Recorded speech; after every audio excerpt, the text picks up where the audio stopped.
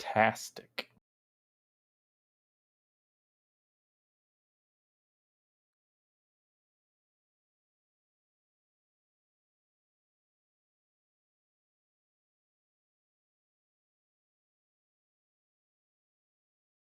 There he is.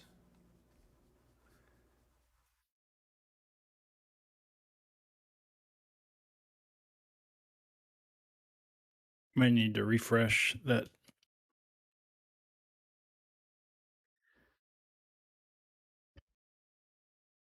Is there something before Subnautica 2? Oh, I don't think so. Nope. We are live, by the way. Okay.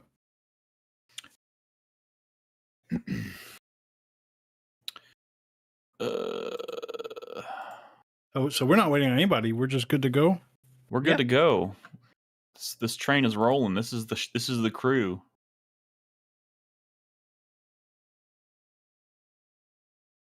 I should probably pull up the stream.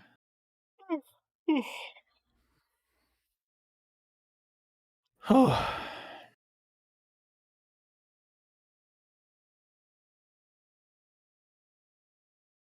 I'm glad to see we're all so full of energy today. Oh yeah. Well, I'm not full of energy.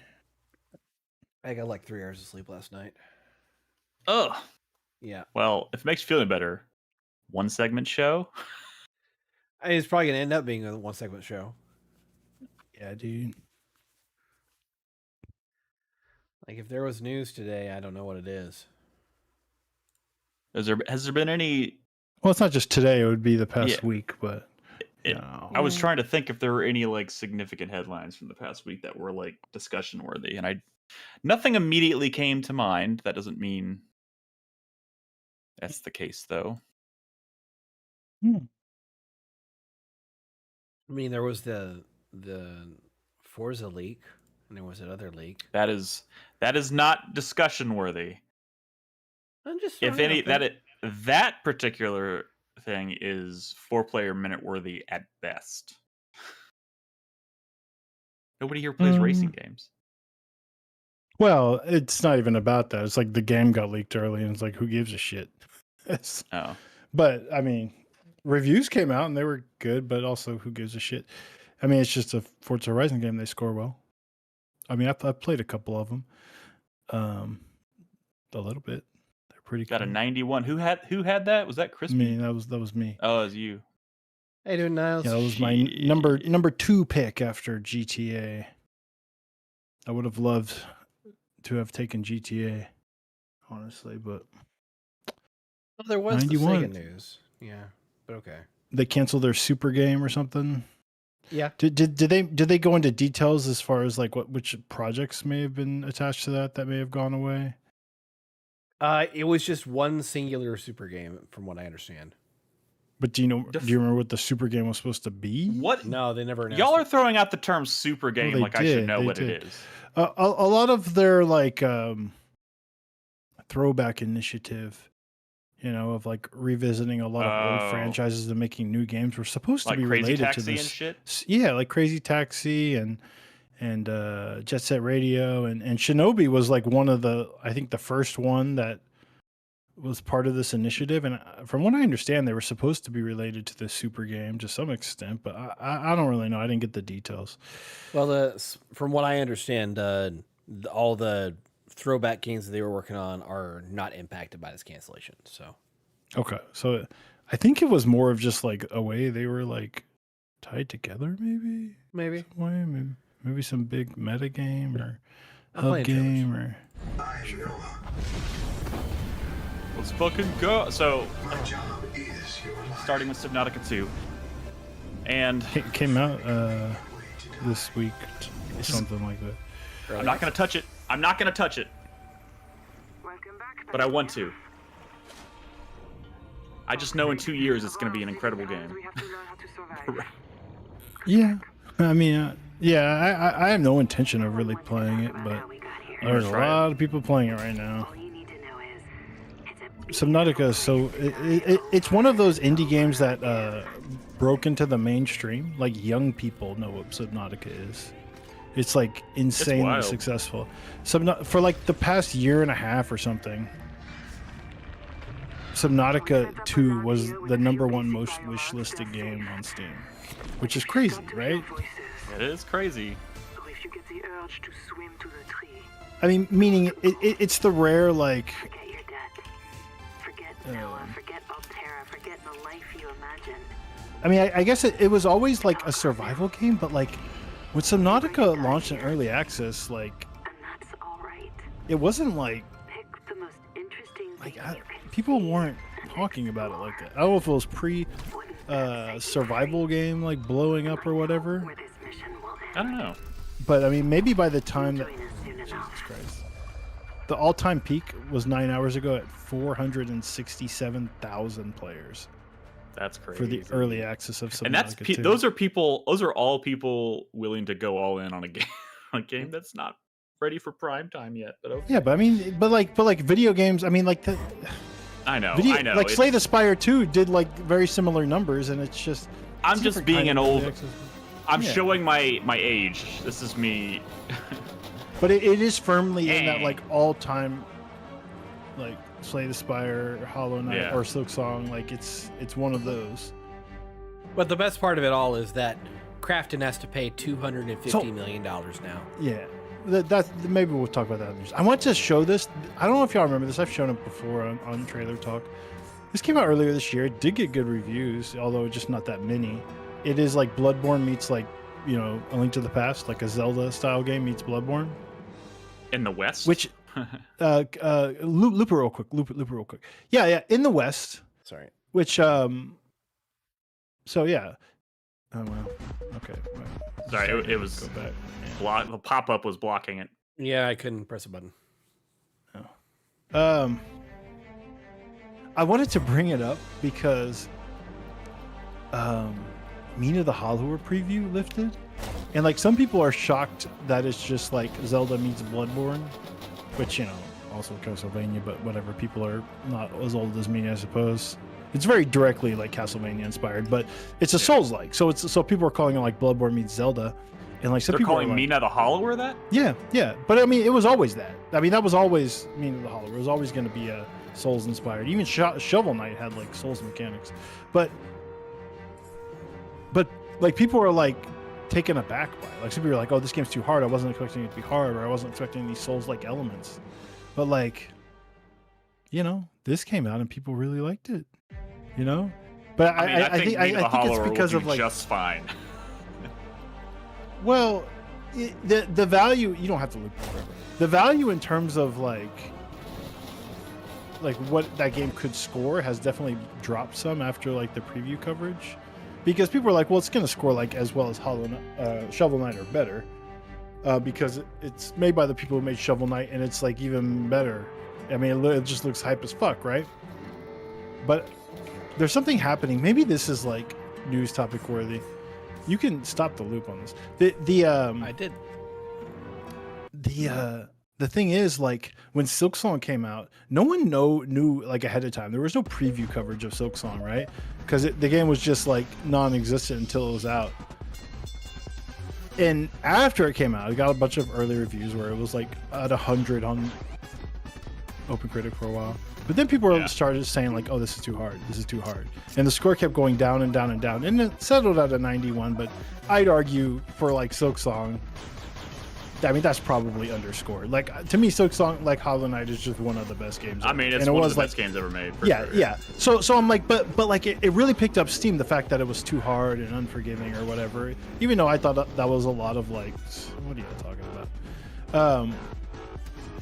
Mina the Hollower has now had this preview period where people are like, critics are saying like, no, we think this game is hard. It's too hard maybe.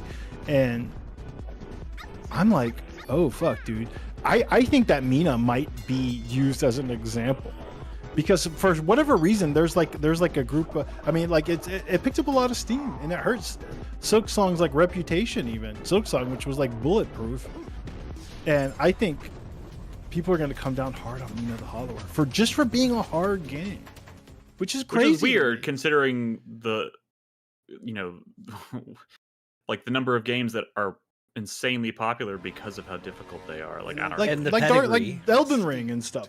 Yeah, and the pedigree alone should be these enough. conversations come up and like they were pretty fierce. Yeah. Around Silksong, but Silksong, it got all its scores before people knew how hard it was, right?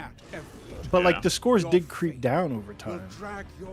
While Hades 2 is still like a 95, which good, it's fine. Hades 2 is great, but it didn't have this like. I mean, I'd argue Silksong is a better and more memorable game, but whatever.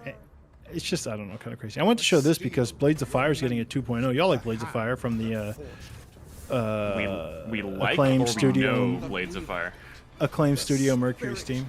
Oh yeah, this came out last year. How did this game do for that studio? Oh, horrifyingly bad. Also in the news is that they laid off a bunch of people. Mercury Steam. Horrifyingly bad. Yeah, they're still. Yeah. Like, I don't know.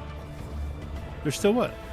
I mean, they. No, I mean, like score-wise, it was like okay. I mean, it wasn't like a tragedy. No, but I mean, like, I do find it odd sometimes that like games that do just dreadful sales-wise are still like they're still putting time and effort and money into like creating content for them. Oh, but this was probably in development, like since the release of the game. I don't know. Like that's just the engine keeps it moving, right? But I mean, like, if the base game comes out and it fails miserably, like, there is such a thing as like cutting your losses. No, I mean, there are like, like there are like people who care about like the things they make at these studios to some extent. If you're not broke overnight, I'm sure. All right, this was announced today. Yep. So this is a non-VR collection of Moss. Oh, that's kind of. This is a game. Stupid. I mean, it's cool. Like, it means people can play it, but like, it is definitely a game that like more than 50% of its appeal. More than 50% of its appeal has to do with the perspective for playing in VR.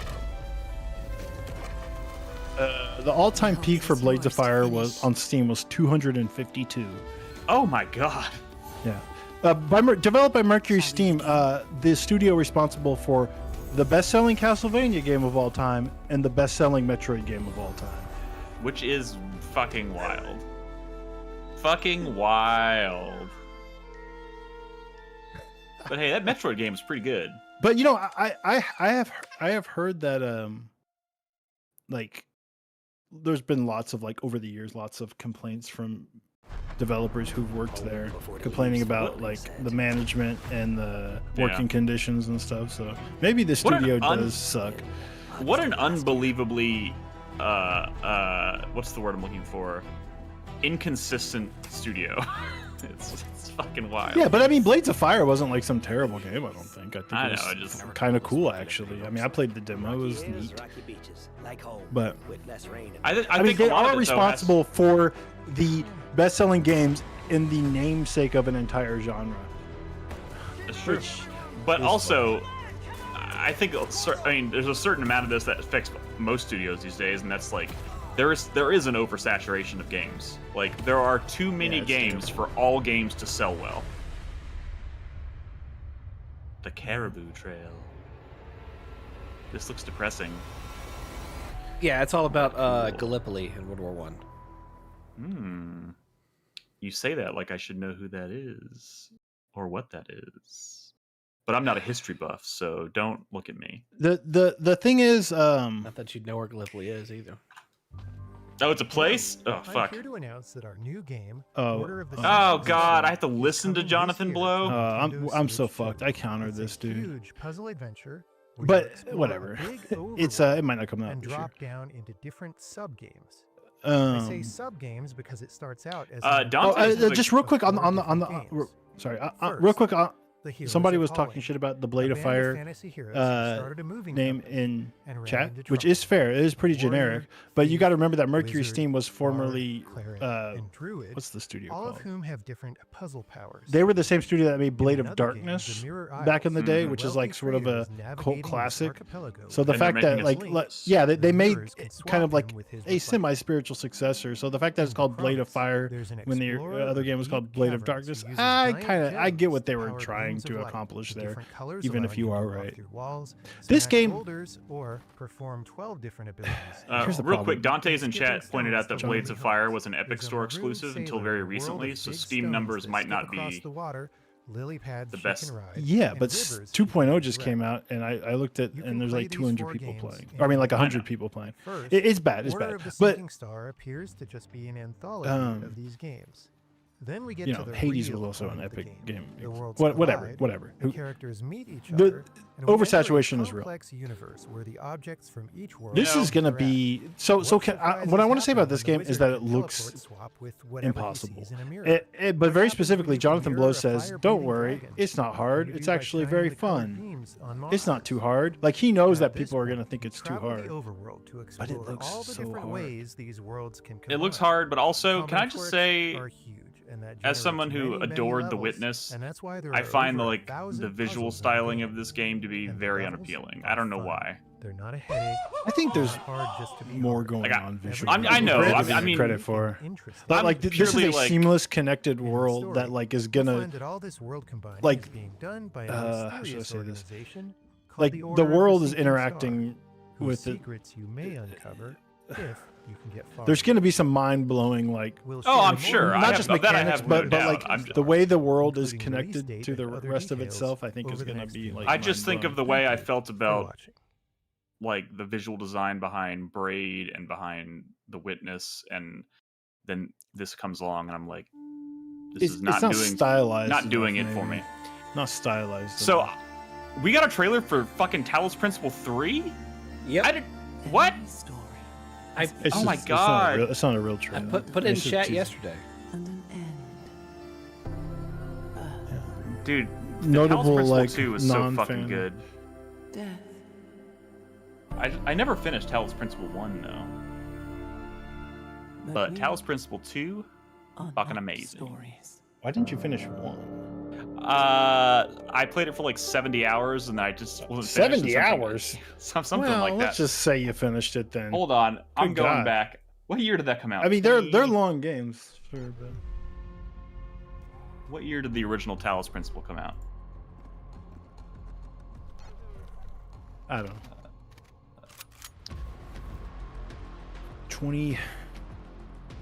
2018? 2016 maybe.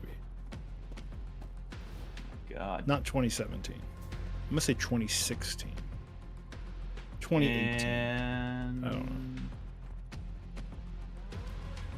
I'm I not just remember seeing it. that we gave it our game of the year that year, as collectively Yeah. by points. Where the fuck was it? It's no way it was as far back as 2014. Could be. It might have been the year that Dragon Age Inquisition came out. Oh, it was 2014. And I Because didn't. I remember like everybody like struggled to pick like game of the year that year. It was like a notoriously bad year for games. And then, but we picked the Talos Principle with like one other website because while everyone else picked Dragon Age because they didn't know what to do. It's like, Should have picked Titanfall get on, bitch. or Alien Isolation. No, don't touch it. That was not 2014. We can't Was it? change the past, Wasn't it? but we must anticipate Maybe it was. the future. Yeah, it was. You're right. That was my game of the year in This is the 2014. story Haha. of Evie Drayton, a girl who had strange and disturbing dreams. Yes, Are you Evangeline Drayton? that's right. Who am I talking to? This is also the story of my husband, Miss Drayton, over here. Professor Harry Everhart. The storm is getting stronger. Professor Harry Heaven.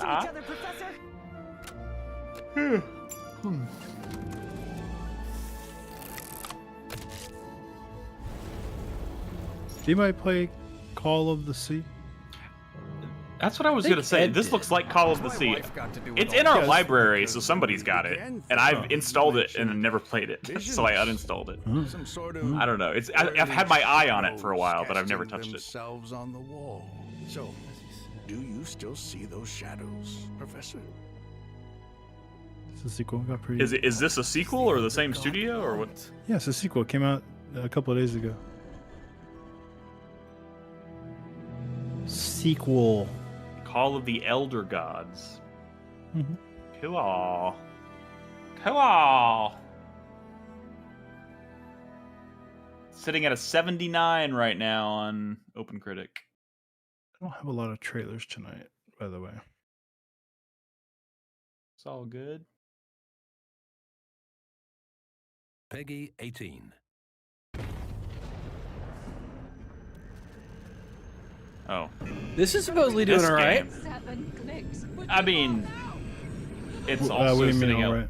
yeah, it's also sitting at a 76, which is about where I thought it would land, which makes it seem just That's like every pretty. That's other. pretty good.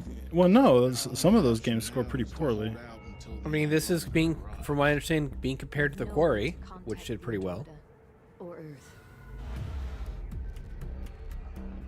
Is it the same scope as The Quarry, or is it more like the Dark Pictures anthology? It's supposed to be bigger than Dark Pictures, but But not it's as big actually as The Quarry.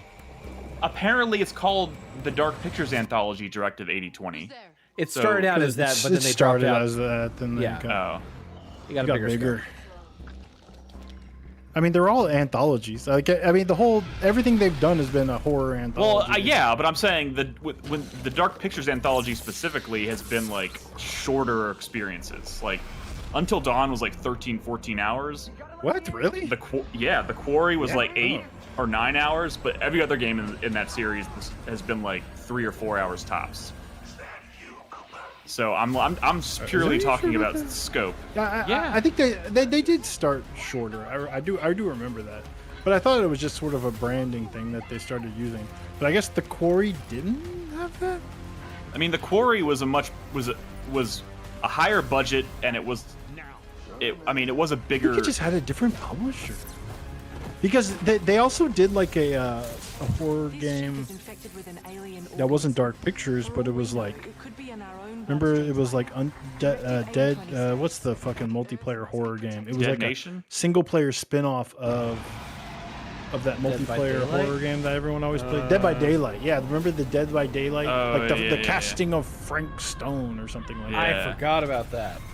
Is that what it's called? Oh, that's wrong. That's fucked. That's super fucked. Yeah. But yeah, I mean, 76 is like, I mean, I don't know. Like honestly, Hey! Thank you. I feel like every game from them is probably. I just I don't know, y'all. You seem so dead set on trying to get me to like admit that I secretly love this series, and I don't. You like horror and you like those kinds of games. Dude, if Little Hope I see you couldn't playing sell that me, well before you ever play like a Life is Strange game or something. dude, But, I like, tried you don't playing even- Little Hope 3 times and I put it down Yeah, but 3 Little times. Hope is dog shit. But Look, it's high five. Little That's Hope why- is dog shit. But like, I think Little Hope is like the most compelling looking one to me of all of them. yeah, but it's the worst maybe, right? Is that what? I don't know. I mean, I don't know what to tell you. If the most compelling concept can't get me on board, I just don't have a lot of faith in what came after. You're not big on space horror? I mean, I am, but like, I don't know. It's just been one disappointment after another since Until Dawn, and I'm just not. Well, how'd you feel about The Quarry? It was okay. Chat, we will talk about Battlestar Galactica next week. Let's see, that's a 79. The Quarry's a 79. I mean, I don't know. It's around kind of what.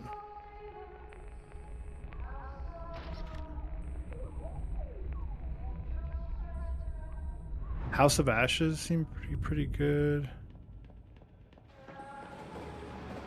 They've been hit and miss, but I think they position this as a larger project like The Quarry. I hope. I don't know. Is House of Ash the one that's like in the Middle East underground? Yeah, I played that one. It's pretty good. I mean, it's what you want it to be. The Quarry and Until Dawn both say 10 hours on how long to beat. Okay, y'all are, everybody in chat's getting like locked in on what I said. Like what I just pulled out of my ass as far as like runtime. But those games, even if we're not taking into consideration like how long it takes to beat those games, the budget and scope of those projects is clearly different. No, you're wrong. Those games are shorter. I mean, you're not wrong. Those games are shorter. Like all of that's all I'm trying to express here. And this directed to 80/20. I was Pictures. Like. No, but Dark Pictures did start off as one of those smaller projects, but then they like gave it an extra year or so and made it bigger. So like I think that's why the branding is there, but it did become like a larger scope thing. But Wing It, I'm also not like I'm lumping the Quarry in with Until Dawn, not with the Dark Pictures anthologies, because the budget was so clearly much bigger on that project. It had a different publisher, which makes sense, right? Yeah. Like why it would be. What are people saying for the length of Directive 80/20? That I don't know. I'm sure it's on How Long to Beat though. I'm searching now. 80/20. I honestly thought that the Quarry was also like no listings yet. No listings yet. I'm gonna wait and see how that pans out. So this is just Celeste with teleporting, right? I mean, like every indie game is just that, right? What are we talking about here? Yeah, the Directive 80/20 is never like a game I would buy, but to me that's like one I might gamefly. But I mean, if it is closer to a Dark Pictures game than like maybe the Quarry, maybe I would be a little more hesitant. I don't know. I mean, that's what I'm saying. If it's not at least shooting for like the Quarry in terms of like scope and budget, but see, I don't know if like those games need to be like longer to be like worth checking out. I mean, they're cheaper as well. I'm only basing this off of my experience with those games. Like Until Dawn and the Quarry, I got a certain amount of enjoyment out of. And I just have not been able to duplicate that anytime I've tried one of those Dark Pictures. Like Man of Medan was. Yeah, that one is the shittiest for sure. I forgot about Man of Medan. Like, but I think with that series they gradually got better. But like they've never broken out of like they're all in the same like if you're going by OpenCritic, they're all in the same general vicinity score wise. They're all like hovering between like a 70 and a 76. And face the consequences. Yeah, no, you're not wrong. But I'm saying like for a game is like kind of whatever as like a Telltale explicitly horror thing. I don't. And you still I mean, I'm not. I mean, I think that doesn't have to be a 9 for it to be like worth the. No, I was never expecting a 9. But like, I very specifically don't think it needs to be to like be like an okay time. I think those games got messy for me when they started to be like weird multiplayer games. And I think maybe that's why they kind of lack some. Well, where are we at on this? What do we think? This comes out soon. But is this? This is not made by. It's made by the studio that made. But isn't that the project that nobody wants to support because of all the shit? Yeah. Okay, so that's. Yeah, but I mean, but that doesn't mean like. It doesn't mean the game's gonna be bad. It just means that publisher or that studio fucked over the creatives and they left. But that doesn't mean. I mean, maybe that studio can still make a decent game. I don't know. Like it's hard to. Kind of want to loop that one, but it's okay. It's okay. But Disco Elysium is a great game, sure. Damn it! I just did a Google or not Google. I did a search in our shared library to see how many Dark Anthology games we have. We only have Little Hope collectively. Yeah. I'm not trying that game again. God damn it. I don't think that's the one you should play. I don't think so. I don't think somebody buy one of the other ones. Somebody buy Directive 80/20. That's the only way I'm going to play it. Oh, that's it. Oh, look at this. Look at that. We've reached the end. I gotta pull up a Mina the Hollower preview. If you want. You know, just something to something to look at while I here refresh your playlist, Chris Davis. Okay, let me share my screen again.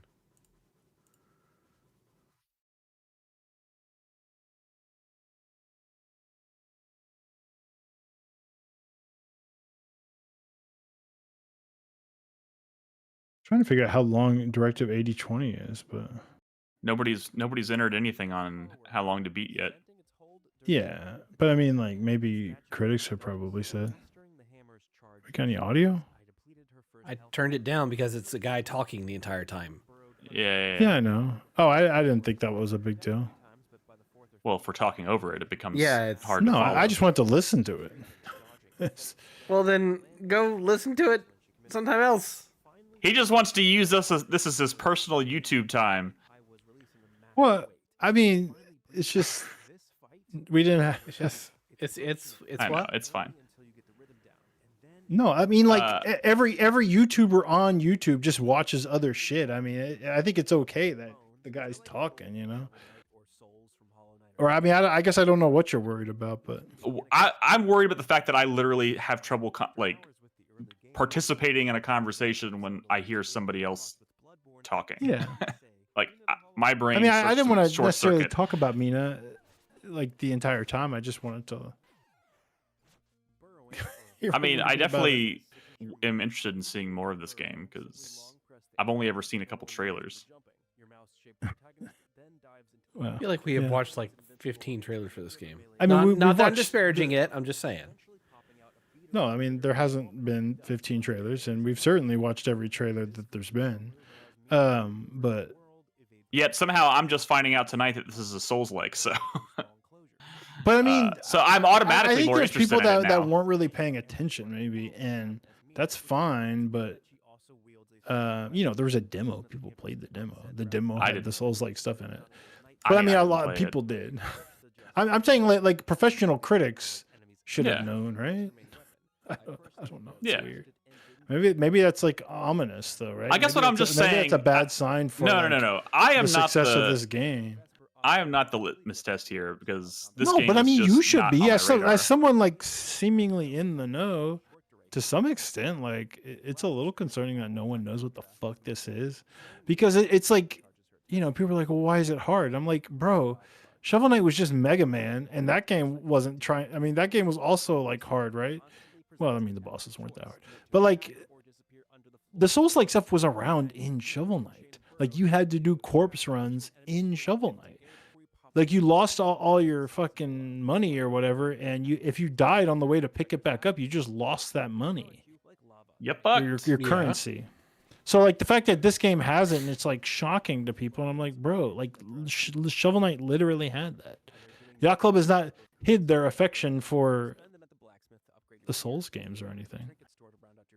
Also, it's driving me crazy because like classic Castlevania games are so fucking hard. Like someone who played a Castlevania, like classic Castlevania game, would laugh at the thought of this being too hard.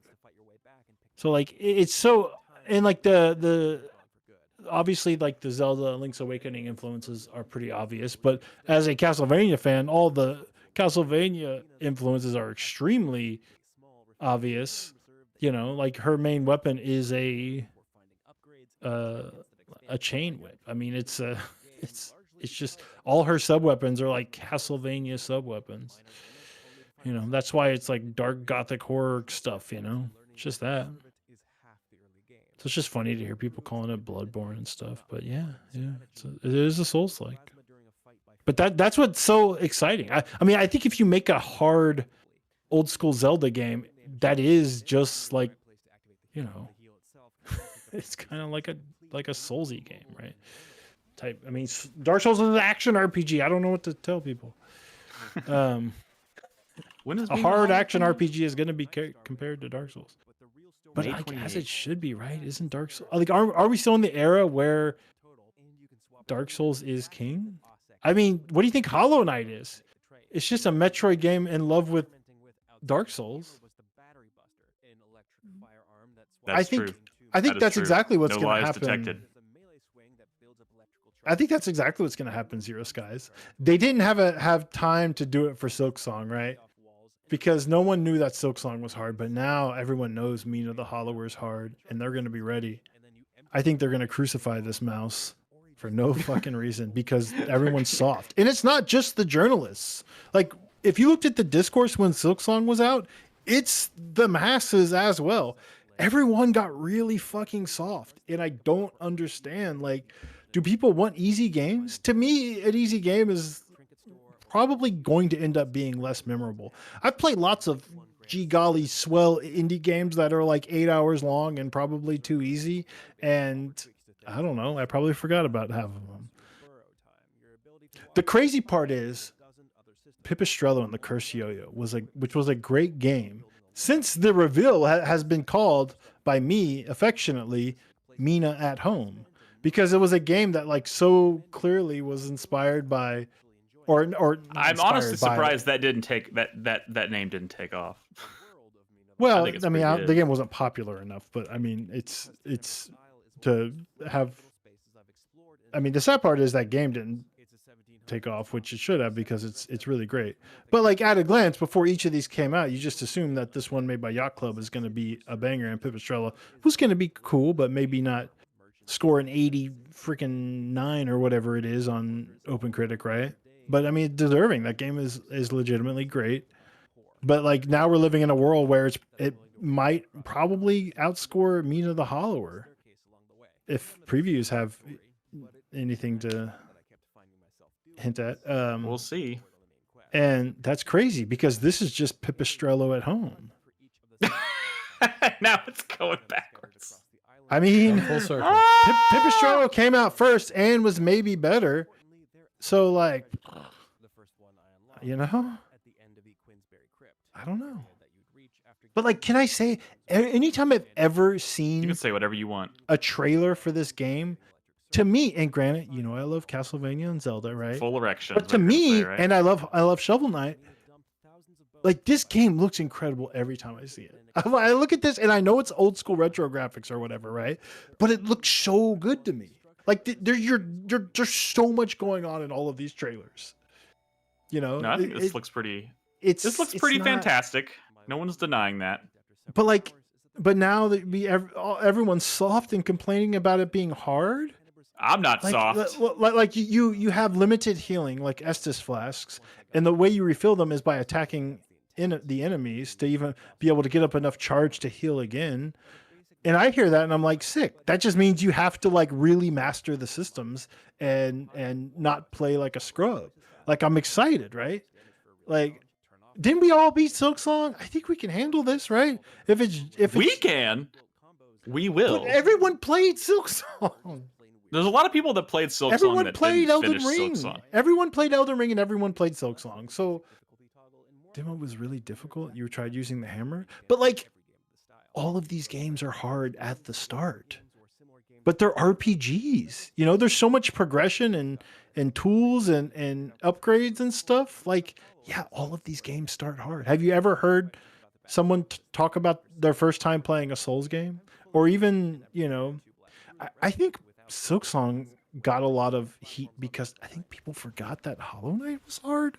Maybe. I know it was a long time in the making, right? Like, a lot of time passed between Hollow Knight and Silksong, but Hollow Knight is hard with really hard runbacks sometimes. And yes, this game's going to have runbacks, but people kind of became anti-runback. But, you know, there's options in the menu to like turn off the runback. You could just go into the menu and say, I want my checkpoints to be right outside the boss room. And you can just play do that in Mina the Hollower? Yeah, they have all kinds of difficulty options. But that's pretty sick. I think they. I'm not going to do that. One more trailer. I added one more trailer. Oh my god! This is the trailer talk that never ends. Like, we're still ahead of the time. I mean, it's technically speaking, we never mind. Yeah, no, I mean, I'm saying like it's not. We have 3 people, and you gotta say your words in advance, buddy. I mean, play the trailer. Play the trailer. I gotta refresh. I think I said that. I think I said I got one more. You said it after we'd stopped. Oh, is it another Mina trailer, or is it? Oh no! Yeah, it was Mina at Home. Yeah, This is just a reminder that this game is amazing awesome. and people need to play it. People should play this game. When Mina the Hollower disappoints everyone. Such an absurd idea, but whatever. This game really was successful with its yo-yo implementation for like all its moves and skills and stuff. And the world design's so sick. Puzzle design. And the soundtrack's badass. The soundtrack's amazing. Someone offered in the Fantasy Grid Discord to send me the vinyl for this. He knows I'm a fan. Oh, but it's also like one of my arch nemesis, and I'm afraid he might like put Anthrax on the vinyl. So I don't know. Well, I'm certainly not giving out my home address, and we don't have a PO box anymore. So that's smart. That's smart. He said he acknowledges that though, and he said like if we just need to do like a dead drop somewhere, just let me know, because he lives in Austin. We found that out one day, and we're like, oh shit. This is the beginning of Brad's. We're both Austinites. This is the beginning of Brad's murder. Brad still hasn't told me where he lives. Like he hadn't told me. So like, you think he's gonna tell some stranger on the internet? I'll tell you later. Well, Davis. he was trying. Like he, you know, he's like we're jokingly nemesis, but you know, I mean, we don't actually have ill will towards each other, but I don't think he realizes how antisocial I am. Oh, he'll find out though. He invited me, like, dude, let's just like get drinks and squash the beef, and I'm like, I don't think you know who I am. I won't even do that for people I've known for decades. So factually correct. Factually correct. He's like, you just said that, and I started sweating. Like, please, no. That's just not gonna happen. It's all right though. Nothing to do with you. All right, I'm gonna grab some tea, then we can start. Grab some tea. It's like, do you take his headphones with him? Can he hear what you're? Yeah, Chris Davis, can you hear us? He can hear, I'm sure. Yes. He can always hear. Oh, okay, damn it. Can't talk shit. Can't talk shit. Oh, I don't know what to say now that I know I can't talk shit. Elite over on Fantasy Critic created the Brad rule, or affectionately called the Brad rule. But you know what? The dude in charge of Super League. So Elite always says that Super League is the most like official league that is associated with Fantasy Critic, because it's like the hardcore like sicko league in the Fantasy Critic Discord, the official. Did that drama, that Star Fox drama, get sorted out? Well, yet? that's kind of what I'm talking about. But like Elite doesn't run. He's not like the league manager, the conference manager, or anything. Dan is just another like community member essentially. And he's always said like, I'm always going to try to like Elite's always said that I kind of like he likes the idea of Super League following like the most default rules, because it is like almost like an official league, right? Even though it's not. It's run by Dan from Canada. And Dan's always said, he always says that like, well, I try to like, I almost always like default to what Elite says in terms of like his rulings and stuff on how it affects our league. But he said this time, he just disagrees with Elite's decision. The one that would like save my ass from like having like the idea was that like you could, it's now a league setting where you can set a game as, if a game becomes ineligible, like remember last year, well, I don't know if that's ever happened to us. Like with what was it? Oblivion? Like if a game becomes ineligible because it's turned to a tag that is banned in your league, that you can drop it like a will not release. Before that wasn't the case, right? Like you would have to do like a manager override, or it's essentially a way to let people like just not get stuck with ineligible games. Of course, you know, unless they're counterpicked, right? But Dan's like, nah. He doesn't like the idea of all of a sudden this mainline Star Fox game becoming will not release, in terms of, because you know the game exists, it is going to come out. It's not a will not release. It just became ineligible because that tag, the remake tag, is banned. Why not just create a separate? never mind. We don't need to get into this. I don't want to go down the drama rabbit hole again. But the answer seems so obvious to me. But whatever. The risk you have to take. Yeah, no. But like the problem, I don't want to get into it, Prince. It's not about the risk. It's about the fact that, like people are like, well, what's the difference between that and like a delayed game, right? Like every league in the default setting is that you can have unlimited will not release drops. And even Super League, which tries to be very, very strict, says you can have one will not release drop, right? Based on date, right? But why can't ineligible count as your will not release? It still would use up your will not release drop. It's like, why should someone have to hold a game that won't even score? It just doesn't make sense. I don't know. But whatever. Yeah, you're right, though. He should have created a different thing than the mainline one. But his ruling is that he thinks that a remake, a 1-to-1 remake, can be a new mainline entry. So Such horse shit. And I said, well, what about? And he said, well, it's due to the nature of the series. Like it's kind of a dead franchise. So it coming back, even though it's a remake, is kind of like their new mainline game. And I'm like, okay, what about Metal Gear Solid Delta? That's a dead franchise. Does that make that remake a new mainline entry? Good God, no. There's probably more differences in Metal Gear Solid Delta than there is in this Star Fox 64 remake. It's bullshit. Bullshit. All right, we ready to start? Yeah, I'm recording. I just started. I just hit the button. All right, I am also recording now. Just let me know when you're ready, Chris Davis. All right, then roll call for the podcast starts right now. Brad. Hello. Chris Davis. Hello. How are you? Good, thank you. All right, cool. That was short and sweet. All right. Starting in 3. Hey, everybody. Welcome to 4Player Podcast. This is episode 875. It is May 14th, 2026. I'm your host, Nick Henderson, joined tonight by Brad Simons. Hello. And Christopher Davis. Good evening. And welcome back. Time to talk about video games once again. Oh, no. What, you weren't expecting this? This is what we do here. You think that we would do something new this week, at least. Nah, yeah. we don't do new shit here. This is our routine. This is what we do. This is what people tune in for. We got good stuff to talk about tonight because apparently Mixtape is like the most controversial game ever made. I don't fucking know. Not. People are acting like it is. It feels really forced. Like there was nothing there. Yeah, there are some games where it's like, okay, these are obvious targets for the chuds, right? Like obvious targets for the chuds. Like, that's like you play as a black woman in this game. It's gonna be their sworn enemy, of course, right?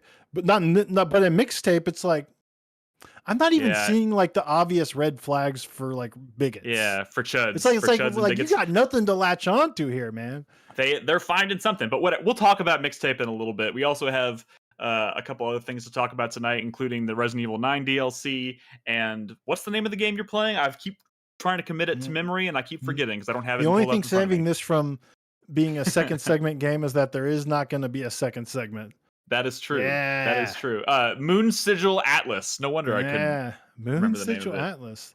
Yeah. I kind of wish Crispy was here on that one because maybe he would pop off. Obviously, y'all aren't going to play it, but I mean, listeners might.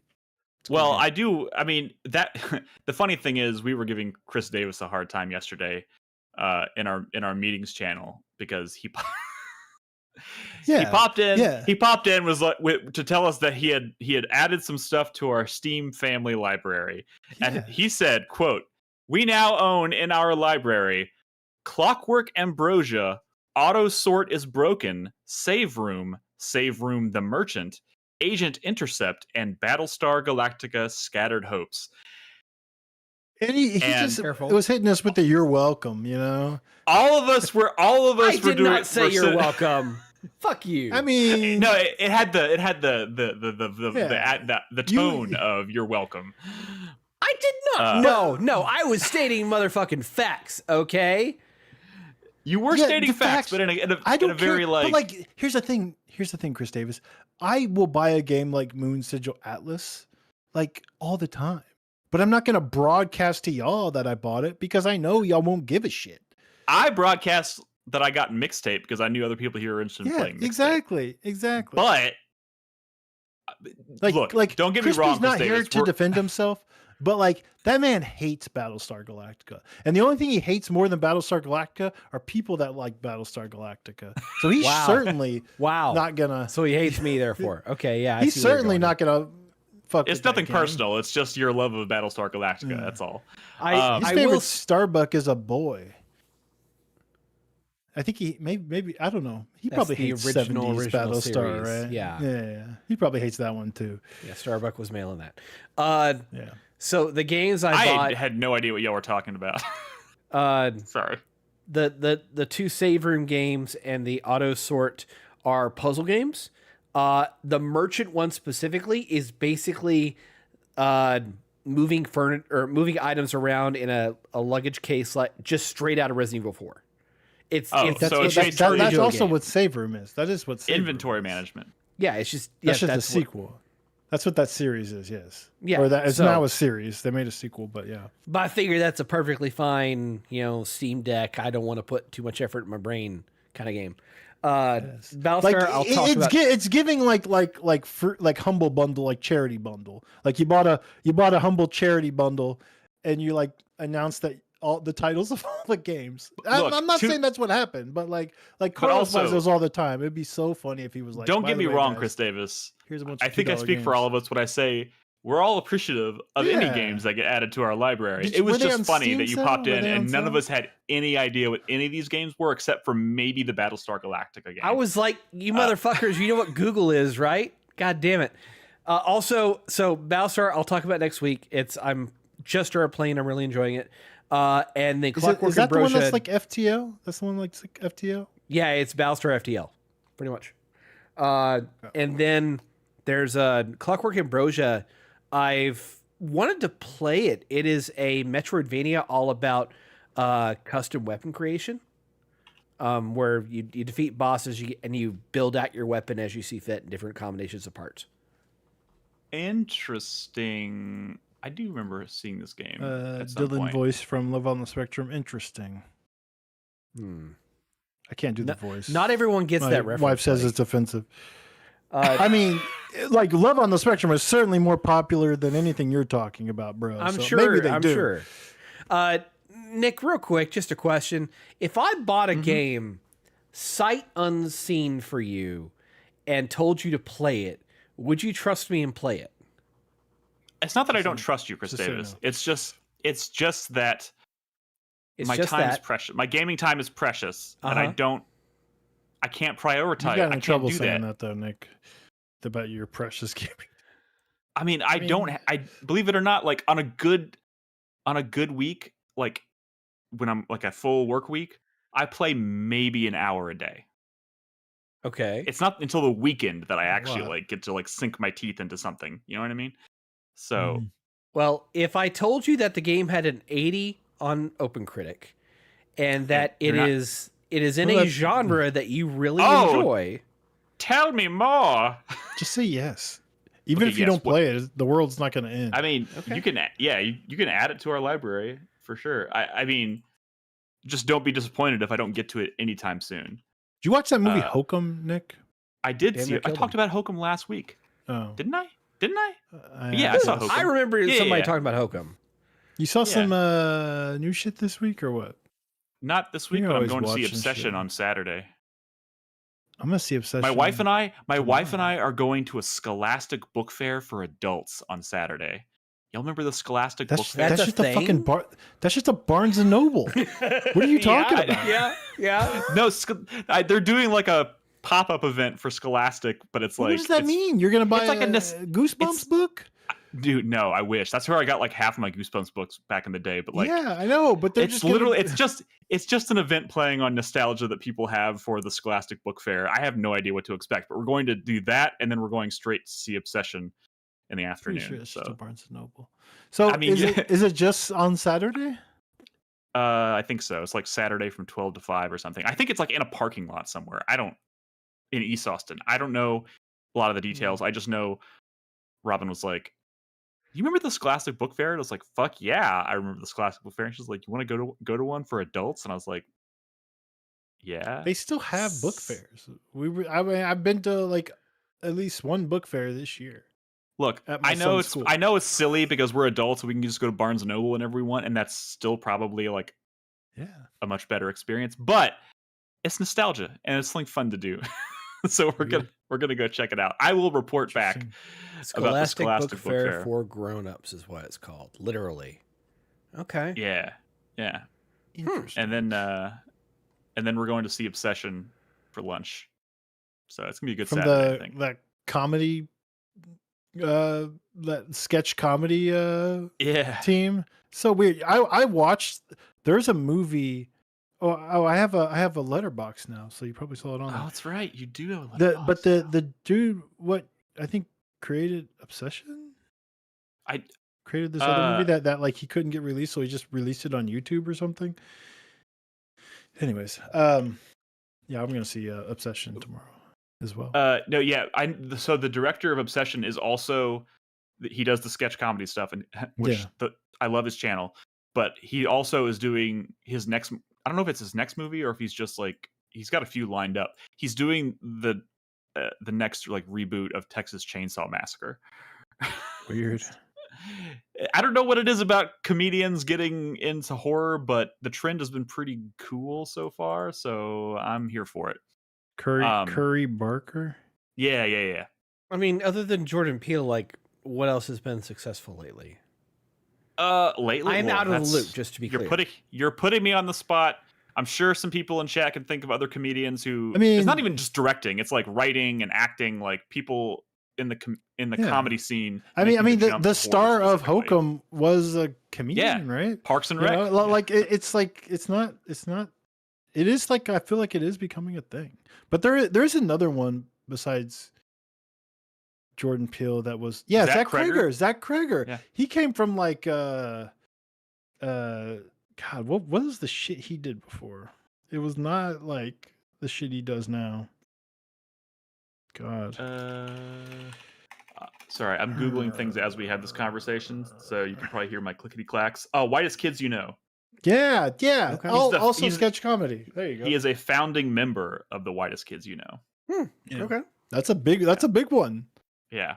Yeah, no, it is. So it's just an interesting trend.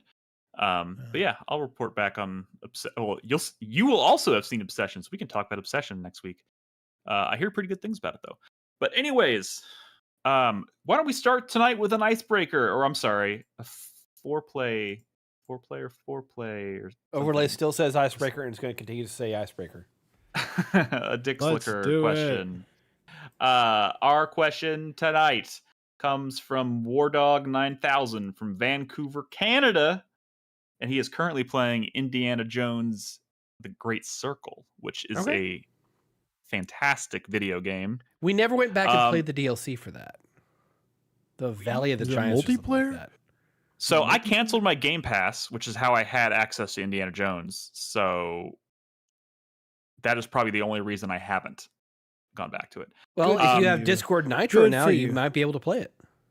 No. Isn't it weird though? As soon as Xbox has a woman as the CEO, Nick immediately cancels his Game Pass. What's that about? Fuck up.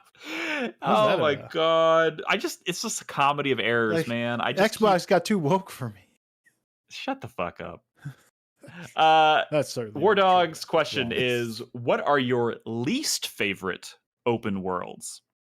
And he says one that comes to mind for him immediately is Mario Kart World, which I am inclined to agree about. I bounced off of that game for like 10 minutes. I know, but I bounced off it so hard because like the core experience, which I thought was going to be all like built around the concept of it being open world, was like that was not the main Mario Kart experience. Is still kind of the cup experience. Like I was like, I don't know what to do in this open world. Like, what the fuck is going on? Like way worse ones though. Oh, I'm sure there are. I hate the Burnout Paradise open world. I wish Burnout Paradise never went open world, and I especially hated that one because all the races started and ended in the same fucking like handful of places, and so stupid. I hated that game. I mean, I didn't hate I'm it. It was also okay, I didn't love it. I think this is kind of a cop-out answer because I don't hate these open worlds, but I think they've gotten too big, and I think it's become a detriment to them. And that's the latest Assassin's Creed worlds are just they're beautiful, but they're entirely too large to the point where they're so large that it becomes like the stuff that you're doing in them that would normally be considered like unique starts to feel repetitive very quickly, and it just kind of drags the experience down a bit. So yeah. But I feel like my actual answer to this question would be rooted in games that came out generations ago when they first started to do open world games. Yeah, pretty regularly. Yeah, because like when they were. I mean, like. I mean, I don't know, the Scarface open world, I'm sure sucked, right? Yeah. Fuck it. Oh man, I went back and played a little bit, and I still love this game. Don't get me wrong, I still love this game, but I went back and played a little bit of. Oh my god, why am I blanking on it? What's the not to killing game where it's like black and white? Oh my god, Saboteur. Saboteur, yes, I still love that game.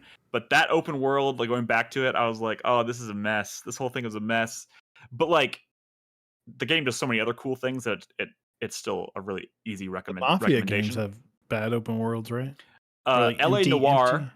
Yeah, LA Noir. LA Noir was empty as fuck. Yeah. I mean, LA Noir. It was just set dressing to take you in between. It really was set pieces.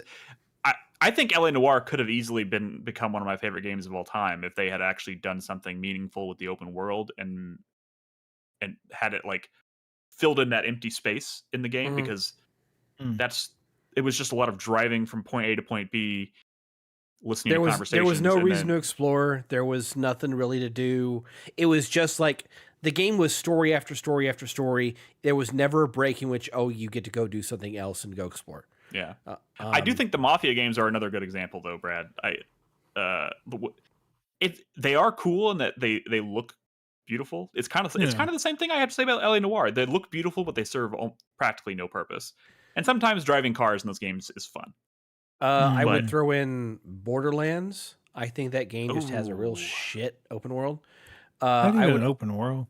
I mean, I feel like if I went back and tried to play Borderlands now, I might feel the same way. But for whatever reason, that first Borderlands game really worked for me for some reason. Like I gave it my game of the year that year, and I'm still like kind of flabbergasted. I think it was because it was your first like you never really played like Diablo or anything. I think it was your first like looter game, right? Like that's definitely possible. Maybe it was just kind of satisfying. I'm also throwing in Far Cry 5. Far Cry 5. Yes. I mean, I hear you on like a lot of your complaints with Far Cry 5. I totally get it. I don't think for me the open world was not one of them. It was pretty standard fare for Far Cry, and I've just generally speaking liked. Well, that's the problem is that it was number one. It was standard fare, like it didn't do anything unique. But then they throw in a unique thing that basically pulls you out of the fun and forces you into something, and that just kills the entire mood of that game. Well, that now you've managed to take a conversation about the open world itself, and then gone right back to the one thing we all know you hate about Far Cry 5, which is I hate so much more about that game. I know. I think we know. I think it's bleeding into like the open world was fine. I mean, it could have been better. Like Far Cry 5 had such a unique idea for the series that it was kind of a shame that it didn't do something more. You know what game has a shitty open world? Metroid Prime 4. Huh. Let's be honest. Are we calling that open world? If we're counting the desert as an open world, where I mean, it basically is areas connected by a desert. It kind of sucks. Yeah.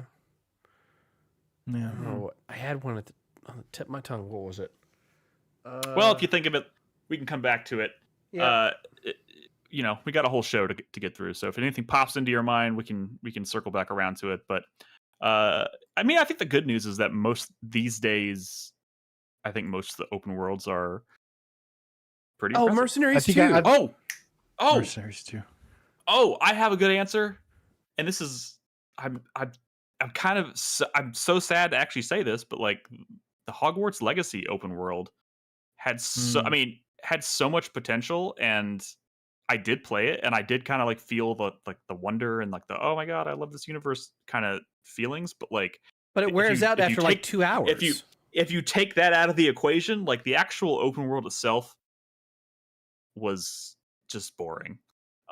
Which is weird because there should have been so much opportunity there to make it like interesting.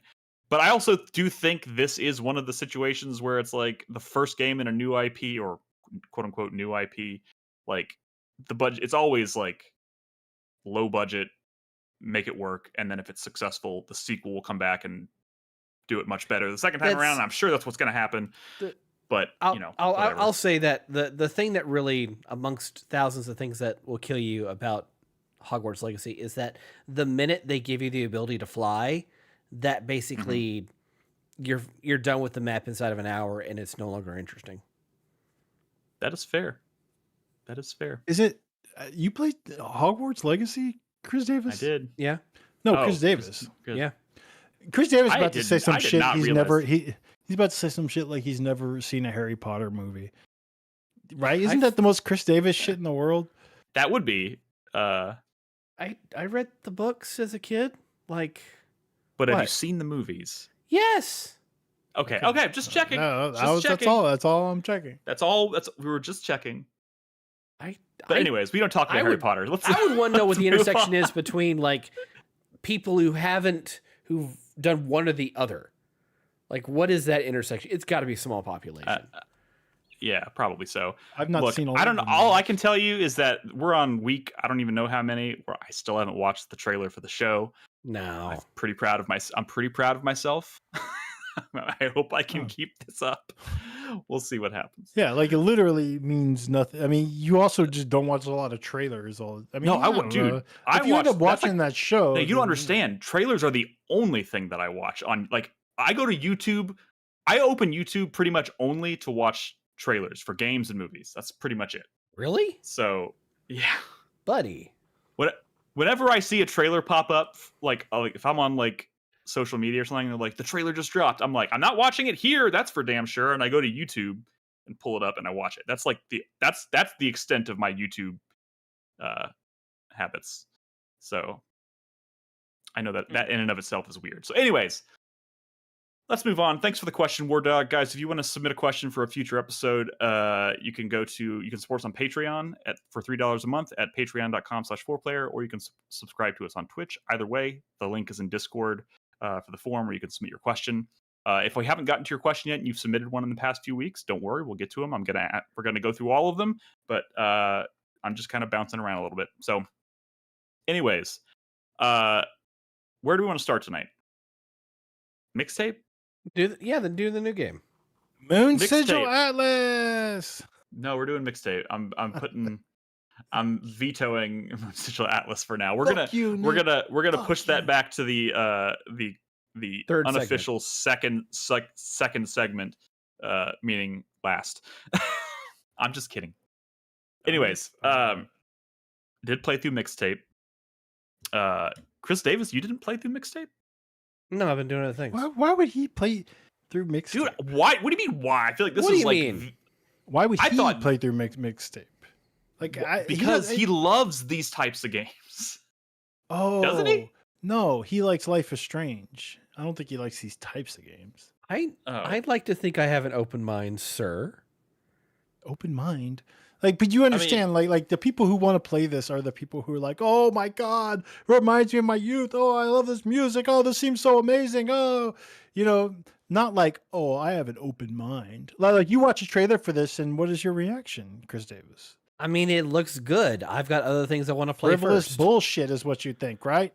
Wow, Frivolous I don't know where Brad, I don't know where you fall. How do you feel about Dazed and Confused, Chris Davis? I've never actually seen it. Richard Linklater's Dazed and Confused. Never seen it? Nope. There it is. It wasn't the Harry Potter thing. It was Dazed and Confused. Fidelity. How do you feel about High Fidelity? Never seen it. Oh my God. I mean, you've seen some John Hughes movies.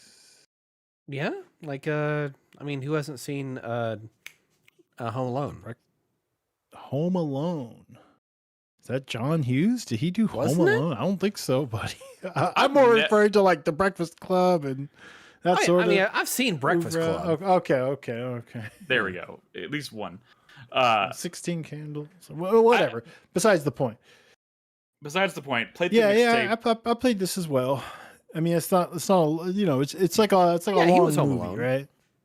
Yeah, it's like John 3 or 4 Hughes hours. directed Home Alone. He did. That's crazy. He wrote it and produced it, but he didn't direct it. Okay. I was like, I don't know When if I've people ever are like referring to questioned. John Hughes movies, they're more referring to like Like Uncle Buck teen- and Weird Science and stuff. Yeah. Let's just move on. It's fine. It's fine. Anyways, let's talk about Mixtape for a second. It's because coming of age teen ones, but it's fine. Yeah. It's fine. It's fine. We move along. This is a coming of age tale that's all kind of built and centered around One night. One night. The last night before a group of friends breaks up, kind of, essentially. Yeah. Not breaks up, but moves on. And it's with all their life. framed because the main character is obsessed with music, like the history of music, and so she is narrating the game and like creating the soundtrack to the night. She's curating the music of the night as the story plays out, which is a really interesting concept. I have a question for Chris go Davis. ahead. Have you seen Ferris Bueller's Day Off? Yes. Okay. I just want to be That's an sure. American Maybe the most classic. famous John Hughes movie, but okay. Yes. I just want to be sure. Okay. Sorry, continue, Nick. That's some shit where he would say no, right? And we would like lose our minds. It just seems like he said it to Dazed and Confused, and I feel like that was big enough. Yeah, but I mean, as an Austinite, shame on him for that's a Linklater classic, but whatever. It's fine. That's true. That is true. But yeah, so this I really love this game, to be totally honest. It wasn't until I finished this that I found out that some people are trying to like really. I feel like that is legitimately fake and not worth like our breath, like truthfully. Because it doesn't. I've seen a lot of people talking about like the music not be like some of the like the music not being like some of the because she talks a bit like as the game progresses, she pauses her narration to like say. And next up we have, and she like talks about a track from a band, the history of that band, the album that the song came from. It's fourth wall breaking. Yeah. She breaks like she talks through like the track list of that last night of her life, where she'll completely break the fourth wall. It's very high fidelity or whatever, just like he kind of does in that movie. And it's cool, like it's very stylized, and it has like a cool. But and then on top of that, like they're layering it on top, like because it's these young kids who are obviously they're like in they're like graduating high school, they're at the end of high school or whatever, and they're like they're kind of at that age where the world kind of feels like huge and unknown, and they're having all these experiences for the first time or whatever. So like all these things that would be normally as adults are just like run-of-the-mill things. Like if you're watching the footage, this is like they're searching for something and they come across this huge open field, and instead of just like I think we have to cross the field and then walking across the field, she cues up the music, and all of a sudden they're having this like really surreal like they're jumping and flying and like getting lifted up by the wind currents and stuff, but it's all playing to a soundtrack, and they're like little music video vignettes. Music video vignettes. A lot of and a lot of them are stitched together by just like kind of hanging out in each person's like bedroom, like at different points of the game, and then you're like clicking on things, and it's like taking you to like past moments and stuff where they're doing like little gameplay vignettes that kind of. Sometimes you're skateboarding, sometimes you're floating, and they can get pretty like surreal or hyper real or whatever, and hilarious. Some of them are legitimately hilarious. Some of the effects, right? It's like well, if their imagination was real, kind of like they're blowing up the cars by flipping them off, It's like it's very creative and it's stylish and it feels expensive. This feels like the most expensive. I mean, it doesn't even feel like a Telltale game or like a Life is Strange game. It's more No, it of doesn't. like the game that it reminded me of was What Remains of Edith Finch, which was a game that had a lot of like very distinct like little vignettes as you played the game with like unique little gameplay, like not deep gameplay, but like just vibey stuff.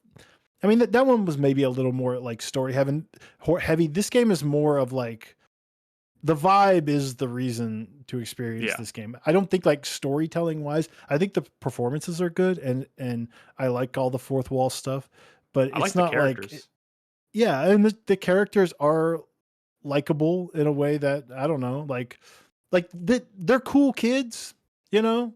I mean, sometimes like maybe the main character is a little too cool and a little too pretentious, but like she kind of gets called out for that. Like you know, like I gotta say, like when I watched trailers of this game, I was excited because you know they were showing stuff or like there's gonna be like Devo and Smashing Pumpkins and Joy Division. I'm like, oh, I like that stuff. Like I'm gonna love all of the tracks in this game.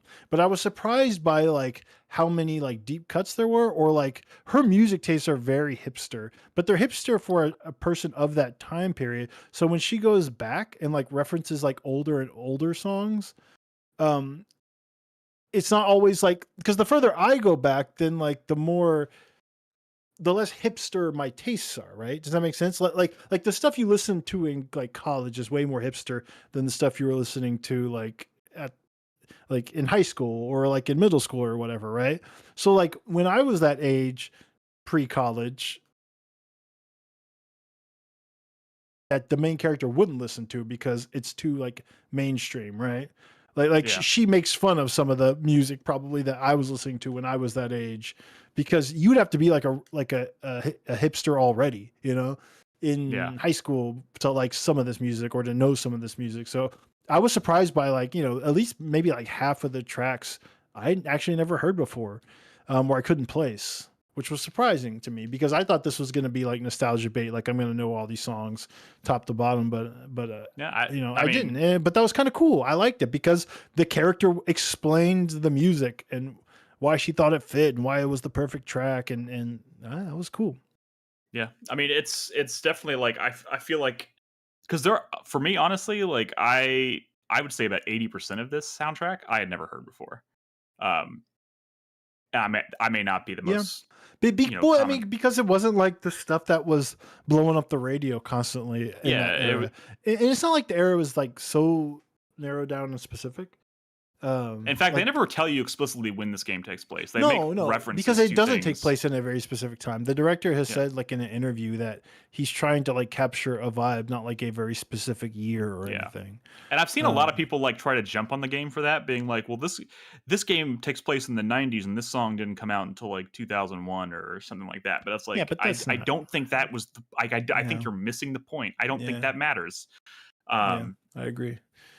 But you know, some of the criticism is like feels disingenuous. Now that said, I think this type of game isn't gonna like vibe with everyone. I think if someone, you know, really can't be nostalgic for like what's happening of like, you know, oh, they're looking for booze, they're going to a party, the last party that maybe they'll hang out at together.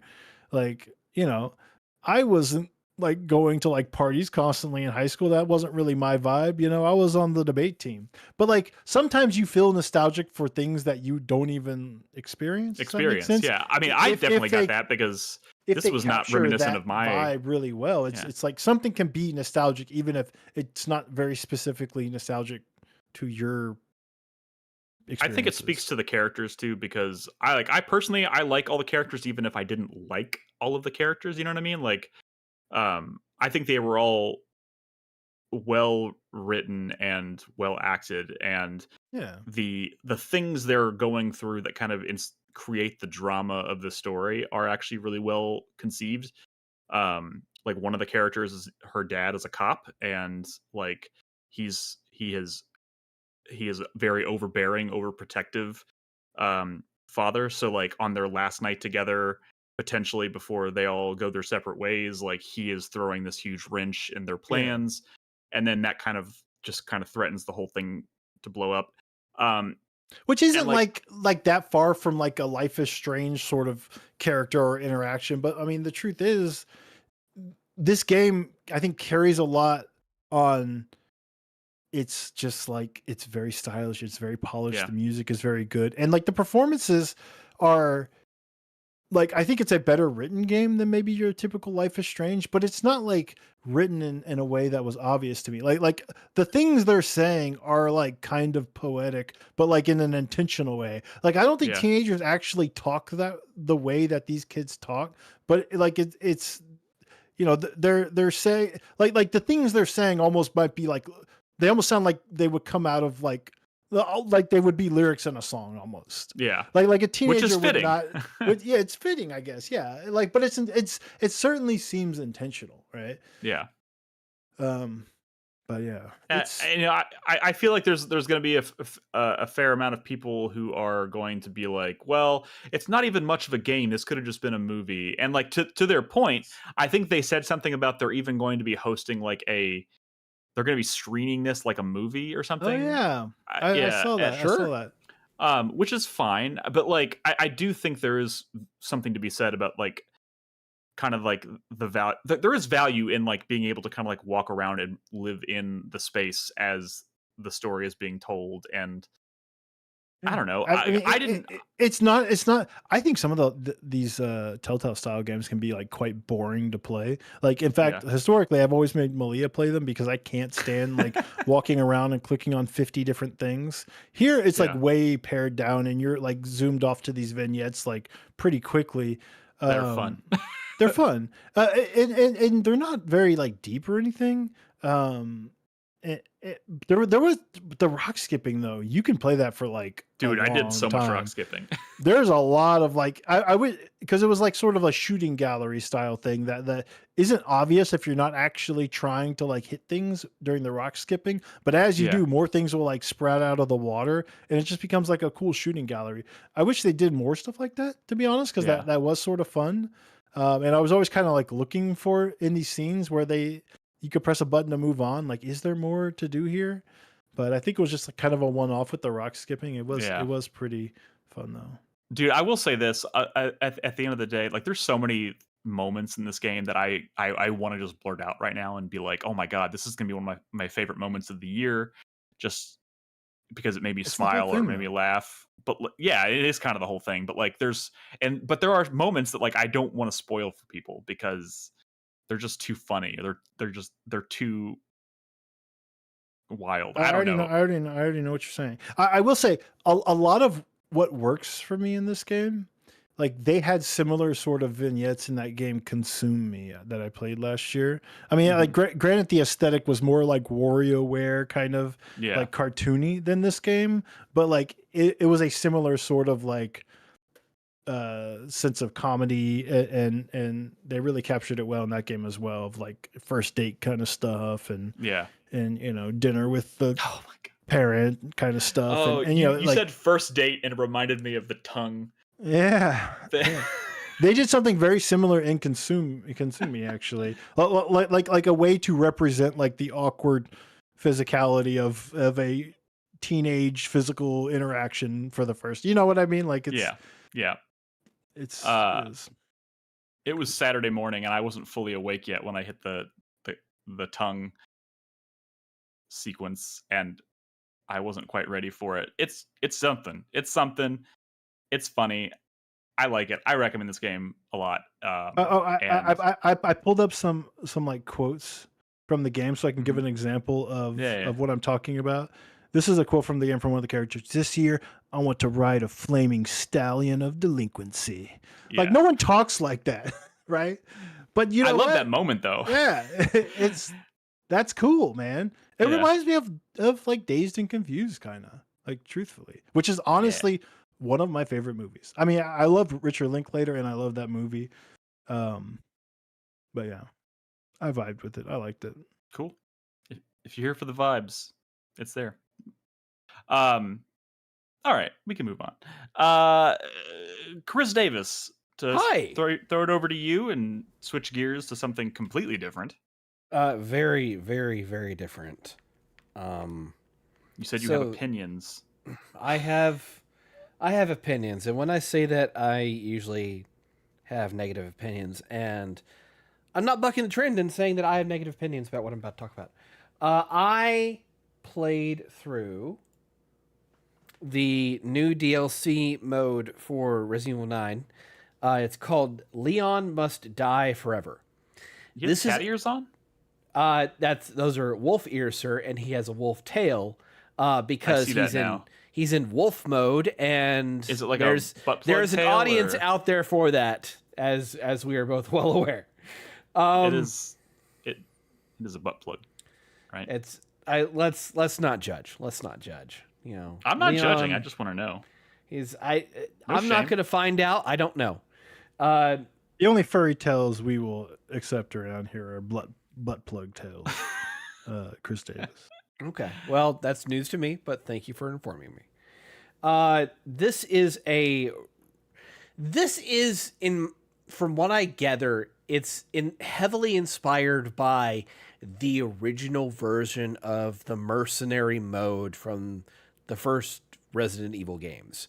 The idea is that you have a series of rooms connected at odd,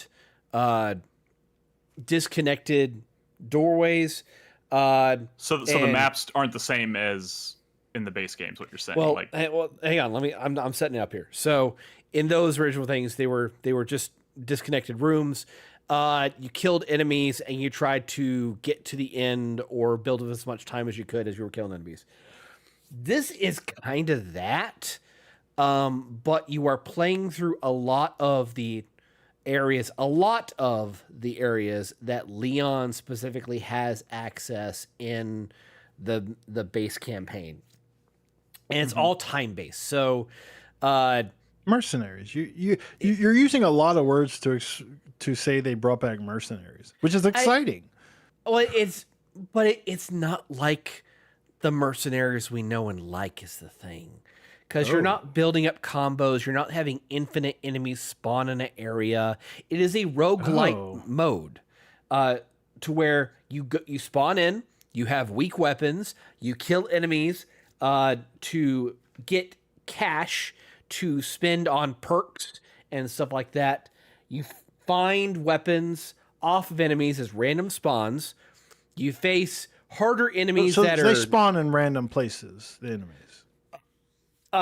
Not really random. There's only a few set patterns per area that you travel to. Are the enemies different from run to run? I mean, it's the same enemies that are unique to that level that you're in. See, that's a missed opportunity. I figured they would have thrown in enemies that don't show up until other parts of the game. There's so many missed opportunities with this. Let me get through this. There's also enemies that have this color overlay on them, and they're like much harder enemies to kill. And those will start dropping the good stuff. They will drop starred weapons that have attachments and do more damage and things like that. They'll also drop these slot enhancers, which give you extra perks that you can buy using that currency you get from killing enemies. So theoretically, you have a core loop that makes for a lot of good replay value. And the problem is what they take away from the player and what they give to the enemies instead. I need you to understand, this footage was... This was the second time I'd beaten the mode out of like 20 runs. And it is so infuriating at times as to just how easy it is for you to just get fucking screwed in this. But roguelikes are supposed to be hard, right? Yes, I get that. I understand that. I know that. But in this, they take base gameplay ideas and mechanics out of the player experience in order to make it quote unquote more difficult, when it really just makes it harder for the sake of being harder. Yeah, it's not good, hard fun. It's just harder for the sake of being harder. So let me give you an example. I think we just got the name of the episode. Good, hard fun. Sorry. So the hatchet is the biggest unique mechanic about Leon in this game, right? you cannot on your own sharpen your hatchet and restore it to power. You can't do that. You have to either find an item in the area that will completely repair its durability, or you have to pray that you get a good cycle drop on your perk in order to buy the ability to have it restored. Not even like giving you the ability to repair it on your own. No, you're fucked that way. You have to. So like the whole parry mechanic in this becomes dangerous to do. Like it was already like threatening in RE9 base campaign, but in this, it is like it's not even worth using your fucking hatchet. Like, either be a master at it or don't do it at all. 100% that. And it's fucking infuriating that way. Holy shit. Also, like, yeah, random enemy spawns going through areas that you already been through for no fucking reason. Yeah, that comes out of nowhere and fucks you over. You basically have no invincibility frames in this mode. So anytime you can get easily stun locked and instantly die, especially from a boss enemy. There's the blister heads. They have this one hit kill ability where they kind of jump and lunge at you. And somehow they can dodge around furniture and perfectly hone in on you, which makes no fucking sense. But your enemies, they get invincibility frames. They don't just get invincibility frames, they get invincibility seconds. Like they can have 10 to 15 seconds of just like infinite invulnerability. 10 to 15 seconds. Do you know how long that is? Yes. You're saying that is very fucking long. You can't damage them? You can't damage them? No, you can't do anything. You can't stunlock them. You can't do anything. They just tank damage. They Why? don't take any. I don't fucking know. But that's the case with, especially with some of the fucking bosses in this fucking mode. There's gotta be something you're missing. There's gotta be like a mechanic or something that's supposed to. No, it's just the whole cycle of a run in this is that you play through stages. There are multiple doors per area that you can choose to use to advance to a different stage.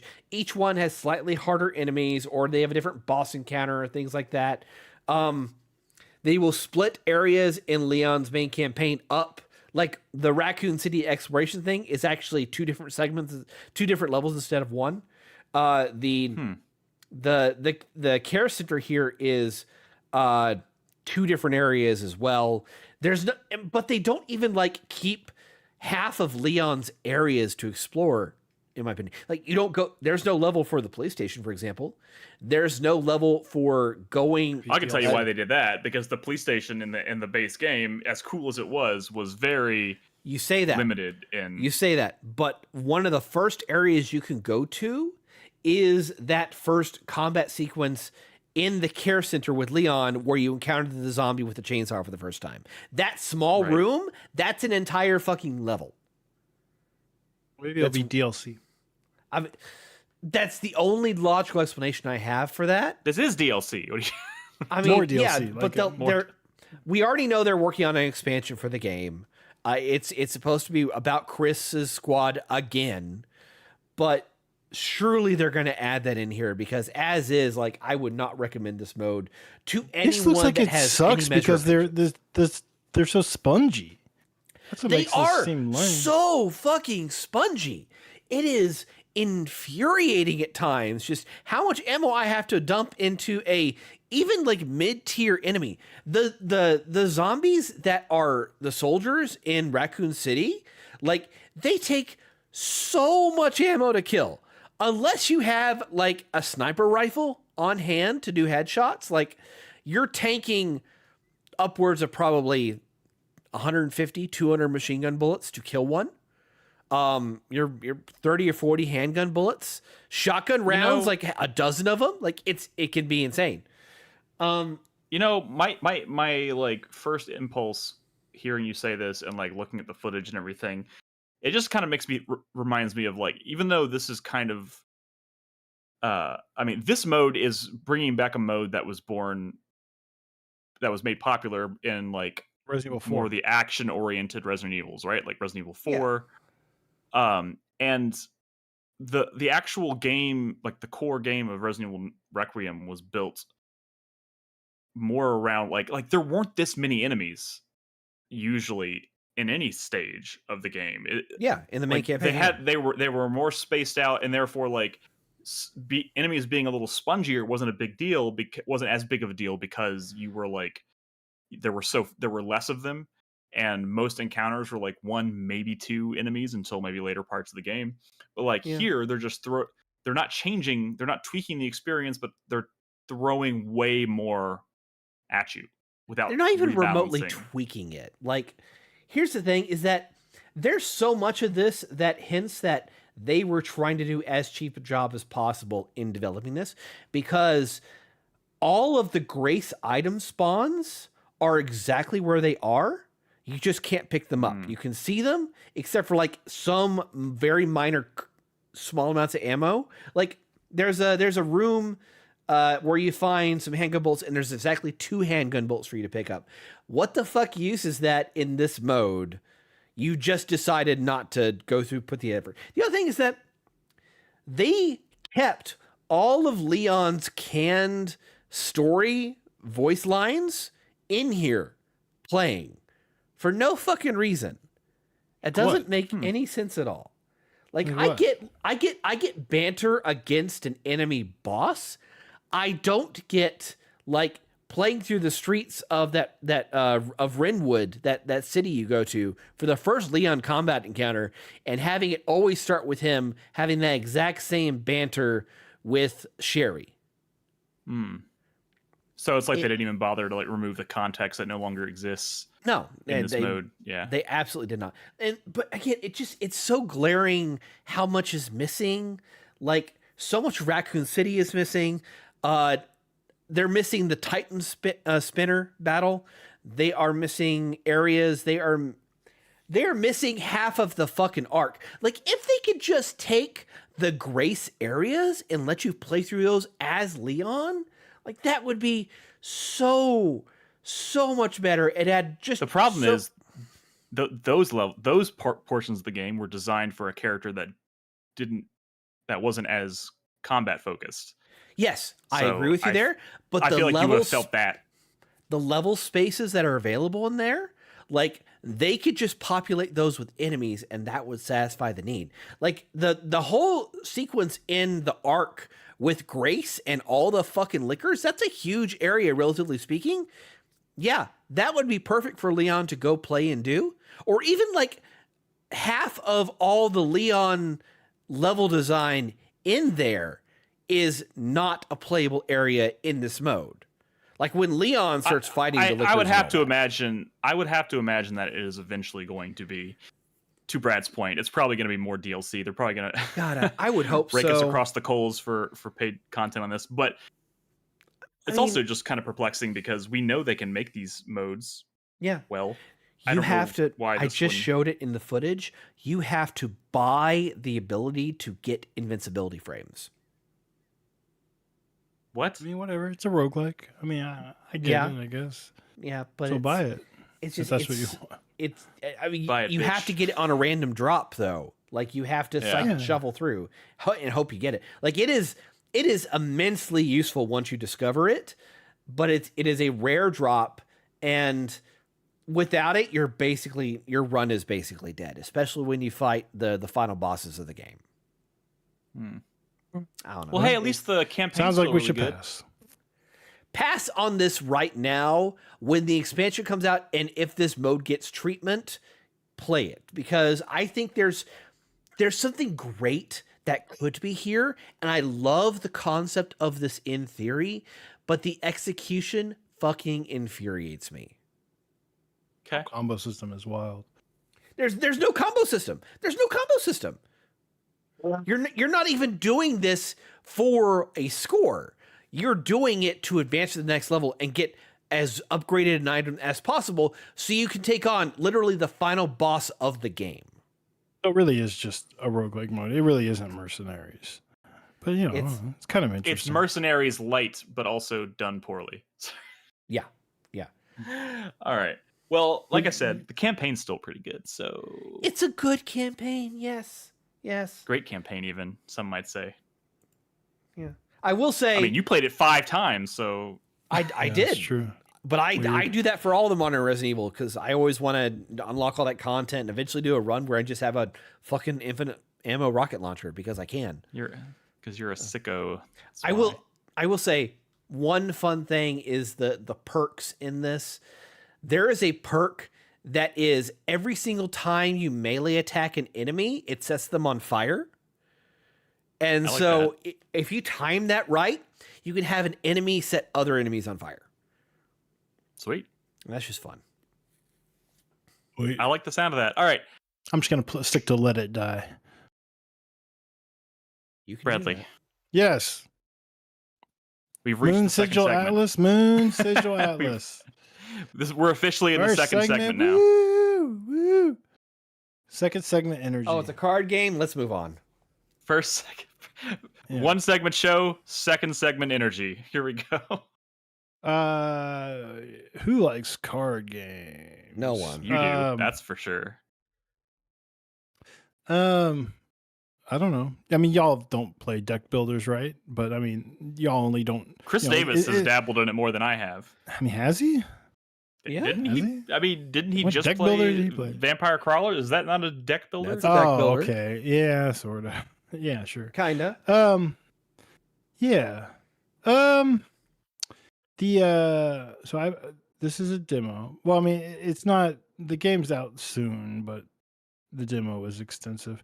I've been playing this. Obviously, so it's very Slay the Spire inspired. More so than like Vampire Crawlers or whatever. Did you just need something because you were so No. I have been playing. I have played a lot of this because it's actually quite cool. So there's a lot of games like Slay the Spire out there where you're just, but they're like so much like Slay the Spire, or they're nothing like Slay the Spire. The thing is, the cool hook for this game is that you draw a hand of cards and you are fighting enemies like you would in a deck builder combat game, right? But instead of like playing your cards based on mana, which is what almost all of them have, right? Like, oh, this card has 1 mana cost and it's fine. But then there's this other card that has like a really good effect, but it's 3 mana cost, right? So you have to but you can only play 4 mana worth of cards per turn, right? Like that's kind of like at the core of any deck builder. These right? cards have shapes. Some sort of currency. Yeah. The difference here is the only thing that's keeping you from playing your cards on a turn are that they're shapes that have to fit on this hexagon. And they're all different shapes, and they all have like different like amounts of like triangles in them, right? And that's like the very like simple gimmick here, right? Your mana is space on this hexagon. Pretty simple, but it's the way that they fully lean into this idea that makes this game really cool. And I mean, and that's it, right? I think that's what makes a good deck builder or any video game, right? Is you take your gimmick, but then you iterate on it and you like explore it in like really fun and interesting ways. You create, mid bosses and like act bosses that really like fuck with that formula, and you go from there. And then you offer like a lot of interesting cards and upgrades and relics and stuff, just like Slay the Spire. And I think this game is that like it's a game so clearly inspired by Slay the Spire that has like a unique core gimmick that is, I think, explored wonderfully. And it's all visually represented on this grid. So like you're playing shapes to fit on this grid, and obviously so your synergies aren't just synergies in terms of like how does this effect stack with this effect or like play off of this effect like in any deck builder, but it's like, can this piece even fit on the board on the same turn as this other one? Because like really powerful effects, your equivalent of like 3 mana effects are like the larger shapes, right? But it's like the twists on that are so cool, right? Like like if an enemy's attacking, they're like attacking sort of like an area of your hexagon, and usually on the side of the shape that they're on, right? You can kind of be fighting enemies on the left or the right of your hexagon. And like the way you damage that enemy is to play a shape that has like an attack rune on the shape somewhere in that field. But if they're attacking you, then you want to play a shape that has one of the defensive runes or multiple defensive runes somewhere in that shape. So getting them like to line up together on any given turns is like the simple like basic, mechanic. But like they have like they managed to like make multiple character types that have like different sort of design philosophies in the way they interact with like these mechanics. Like one of the characters, it's all about like filling up the hexagon entirely to trigger like bonus effects, or like she has cards that shatter, and shatter means like that shape will like break into pieces, revealing more of the hexagon, so you can place even more cards, more shapes, right? So it's all about having the right amount of shapes and like to fill up the board, so some of the shapes can shatter, so you can play more. So card draw is important, but also like having shapes that fit together, because if you can get almost all of the entire hexagon, but you have one little triangle that's missing, then you don't trigger your effects. So it's about, so I need to have a lot of cards that play like, so there's a little triangles. bit of like a little bit of Tetris in here. Yeah, kind of. Yeah, no, absolutely. It scratches kind of a Tetris itch of like fitting stuff together well, right? But that plays into like the upgrades, right? Like one of like the common like upgrades, like let's say you're going to a campfire in Slay the Spire, where you can choose to rest, or you could choose to like upgrade a card, which upgrading a card might make it more powerful. But the upgrades in this game are like remove a little triangle, so now the shape is a little bit smaller. But that makes it more powerful, because now you can fit it on the grid or on the hexagon with more shapes. Like it's taking up less physical space, which means you can connect them together easier. It's such a small simple thing, but it's very clever. Or like this character has a like her main card or whatever has like a spread effect. Like it's like a very specific shape, like let's say like a triangle, but when you place it on the board, it expands. Well, that's not very good if you're trying to get as many shapes on the board as possible. But if you're just trying to fill in space, like that's a really powerful effect. So it becomes like a build synergy. Like, I'm going to build around this concept of like, filling up the board. And there's other cool things. Like the bosses do like crazy cool shit. Like one of them rips the hexagon apart.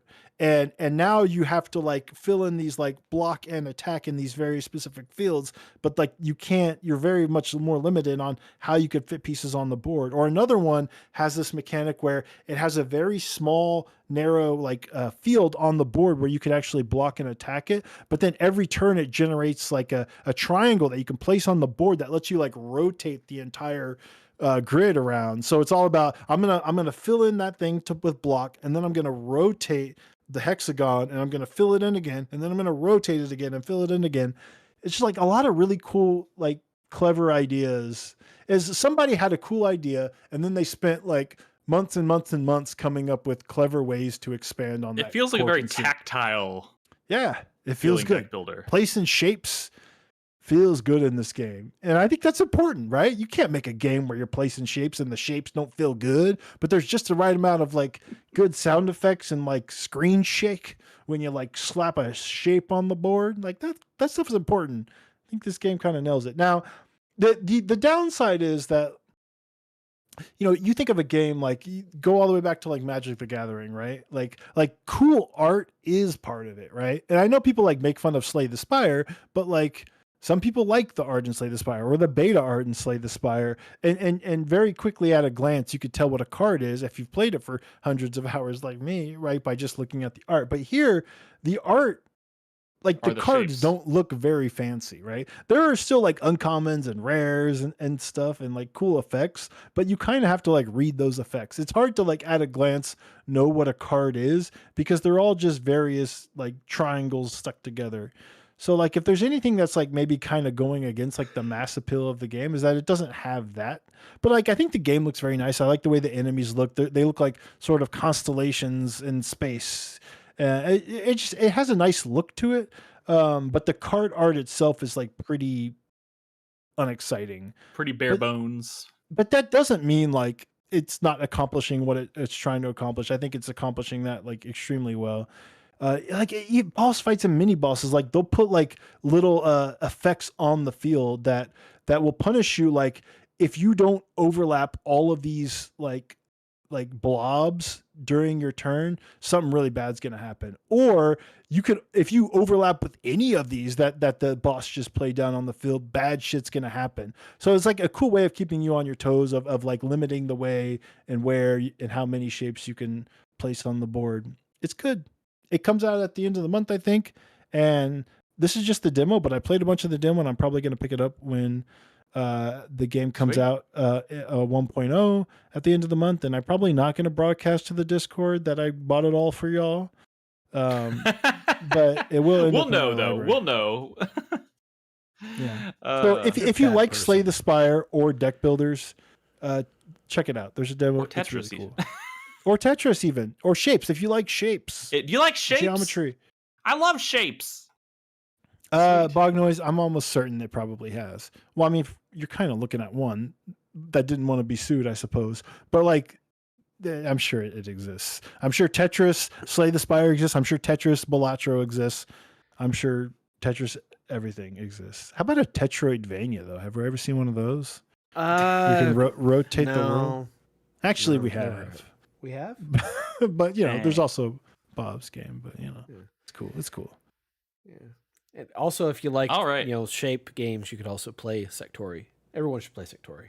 That's not the same thing. It's very different. Yeah, it does have shapes. It does have shapes, but not the same. It's a different kind of shape. You don't think about the shapes in Sectori. You just blast them. Okay, that's true. This is a thinking man's shape game. Oh, I'm sorry. Yeah, you're not a thinking man. Oh, y'all should play fucking Sectori. Okay, it's a great game. I mean, I believe. On that note, is there anything else we should talk about before we wrap up? Nah, I don't know. 4-player minute. Games. It's time to wrap up. Talk about final thoughts. I will say they, whatever. Whatever. Not much. Yeah. Fantasy Critic. Nobody bid on anything this week, so you know, whatever. Forza. Don't worry, Summer Game Fest is right around the corner. Yeah. I mean, there's cool games now. Like there are games that are coming out that, you know, people are missing because we do public bidding, and I guess people are waiting, and I don't know. Crispy's waiting for me to bid on something. There's a game coming out next week called Phonopolis from Amanita Design, which I think looks super cool. I picked it up in Super League.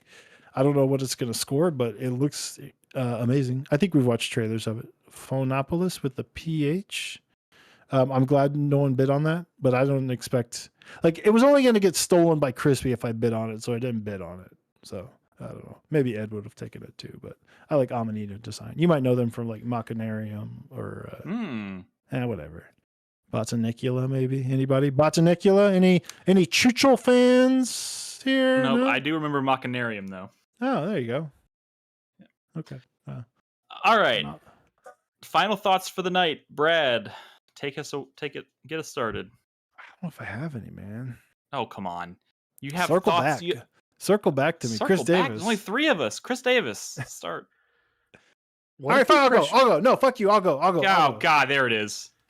Sorry, Chris Davis. That was all I just want to talk about soft-ass gamers some more. Soft-ass critics, soft-ass players. Like, what the fuck is wrong with people?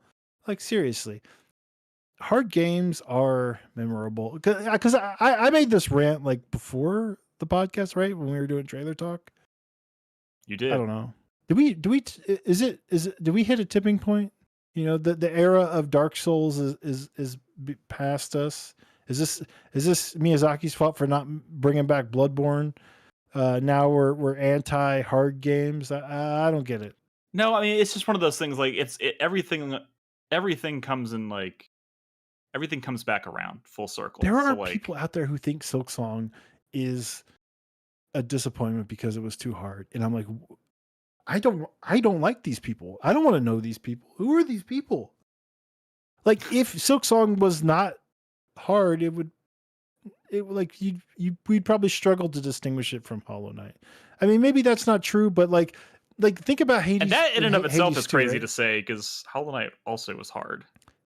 Exactly. Well, yeah, Hollow Knight's incredibly difficult, sure.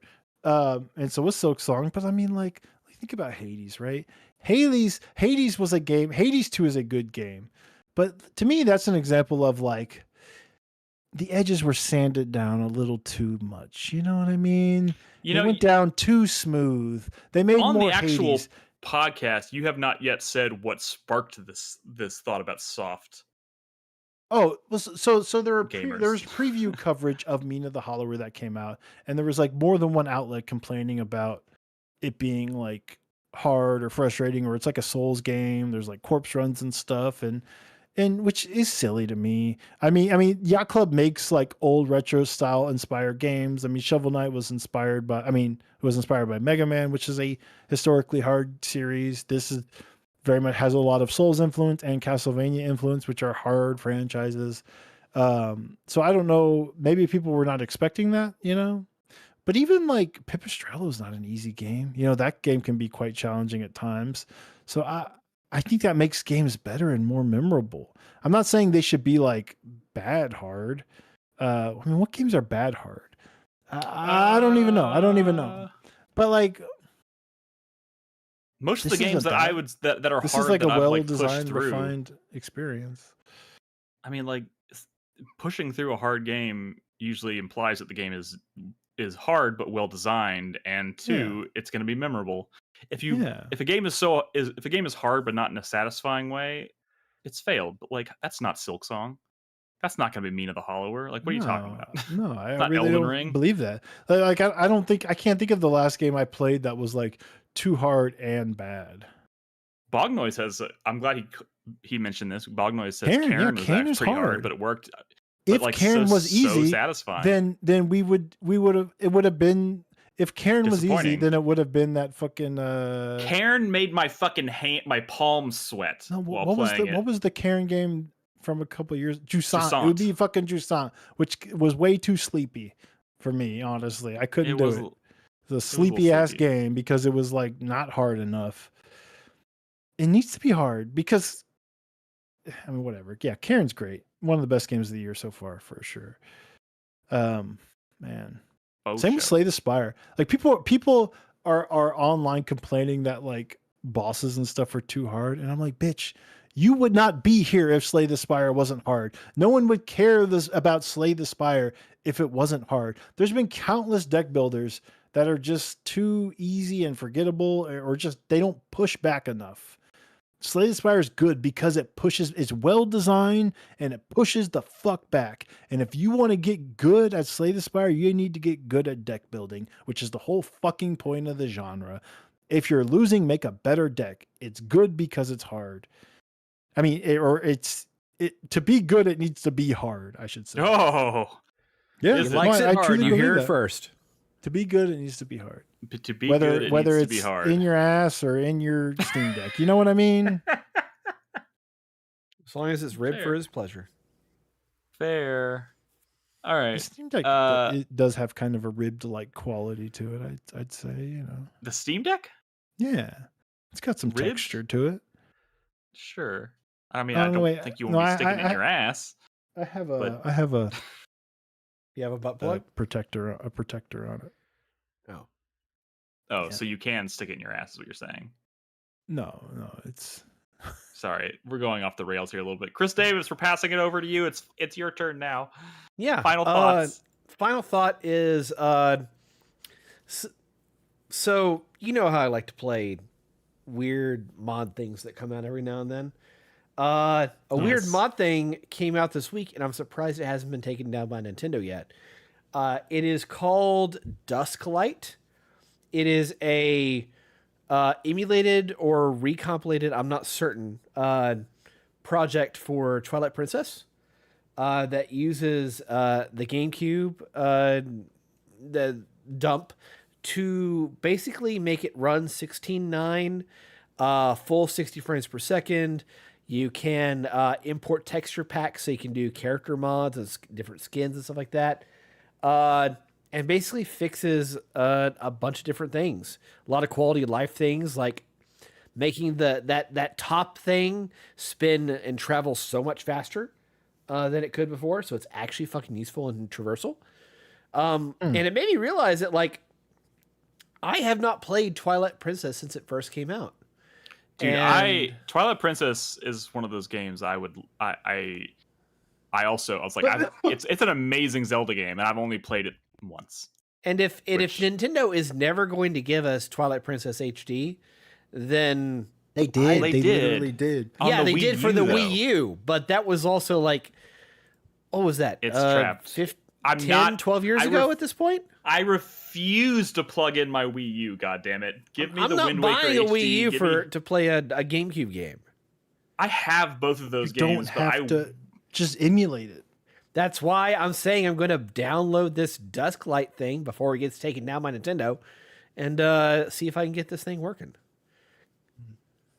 Okay. So, I'm just saying, like, Nintendo did do Twilight Princess HD. You could also just play that. But I get you. Yeah. I mean, no, like the changes to the items and stuff sound cool, because that was the most disappointing thing, getting out of that dungeon with the spinner and realizing it was basically useless outside of a couple of puzzles in the world. Yeah, there's a. Yeah. I'll link a trailer in for Trailer Talk next week, but it looks. I don't know, man. There's there. That is the one Zelda game that I remember the absolute least, and I wanna go back. I think it's the same for me. That's weird. It's a huge. Because it's one of the best. I have even played fucking Skyward Sword twice. Ugh. Like, what the fuck am I doing? Twilight Princess is like, it's a very like lazily paced game. I feel like it's very like, especially the beginning of that game, but it's so good. Like if you're not like, it's long and plotting in a way that, but it's not annoying like Skyward Sword. It's just kind of like fair. Slowly paced.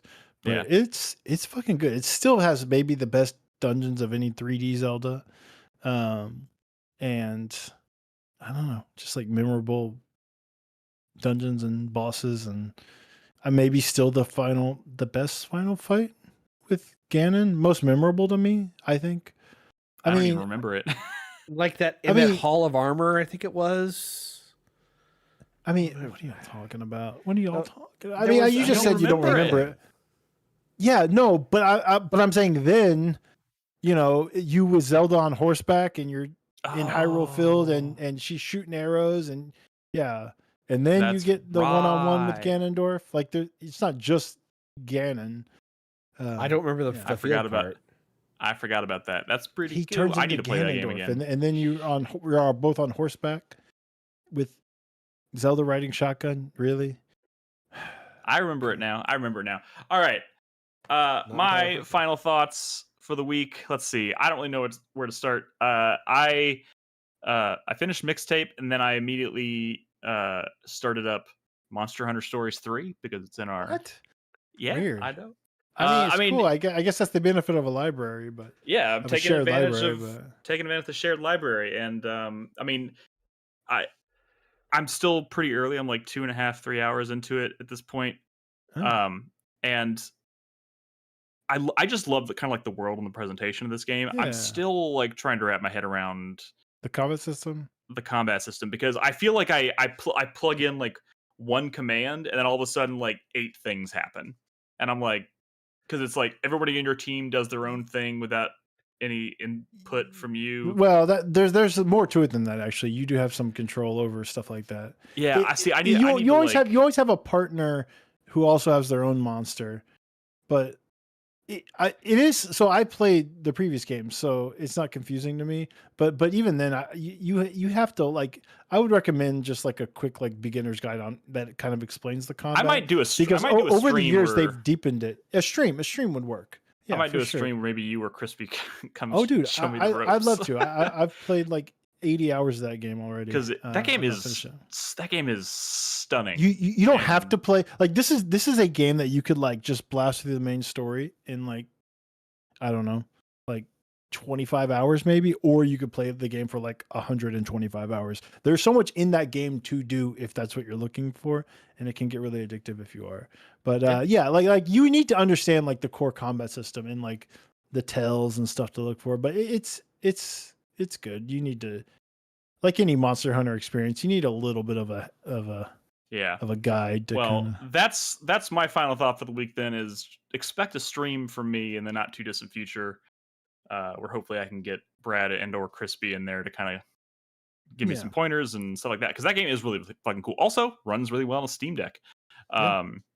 So yeah.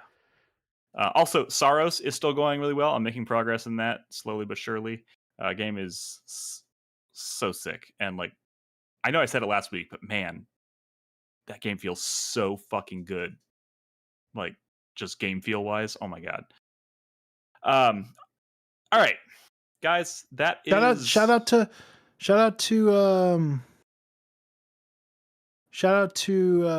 Griffin. Griffin your graduated son today. Griffin? Oh, okay. Graduated from what? High school? No, from 5th grade. It's way too bright. From pre-K. Yeah, that is very, very bright. Why is that so bright? Congratulations, Griffin. Shout out to Griffin for graduating. Good for him. Look, he's got a graduation photo and everything with the hat and the tassel and all that stuff. Fantastic. He's going to elementary school next year. Both kids in real school. Woo woo woo. So that means no more daycare? Yeah. Or is that still a thing? Yeah, now I bet you and Malia are happy about that. Yeah. Right? I don't know. Is that how that works? No, very happy. She works from home, and it's gonna be the first time since we've started having children that she can work from home without also having to kind of watch kids at part of the day at the same time, which is not easy. So shout out to Malia then too. That's pretty awesome. Yeah. Meaning like we could take a day off together and not have to worry about kids as well. It's kind of nice. That's crazy. Yeah. Congratulations. All right, guys, that's it for us tonight. Thank you so much for listening. We record these on Thursday nights at 8 p.m. Central on Twitch. You can also find all of our podcast episodes on your preferred podcast service. You can find out more about our show on 4playernetwork.com. And once again, just a reminder, our 2025 year in review is out. You can find it at 4playernetwork.com. You can watch all of our top 10 videos there. But I think most importantly, obviously, if you want to be a part of the community or just keep up with the show, you should be in our Discord. Discord.gg/4player. And that's it. We'll be back next week to talk about more video games and stuff. So in the meantime, be good to each other, play video games, and good night. Bye. Bye. Bye. I feel like Griffin's always in bed when I'm doing the podcast. People have not seen him in a while, man. I bet people would be surprised. He's huge now. He's huge. I mean, that picture, I was like, holy shit. He's like an actual... You had him on stream. He's like an actual person. Or something like that. Are you sure that wasn't Henry?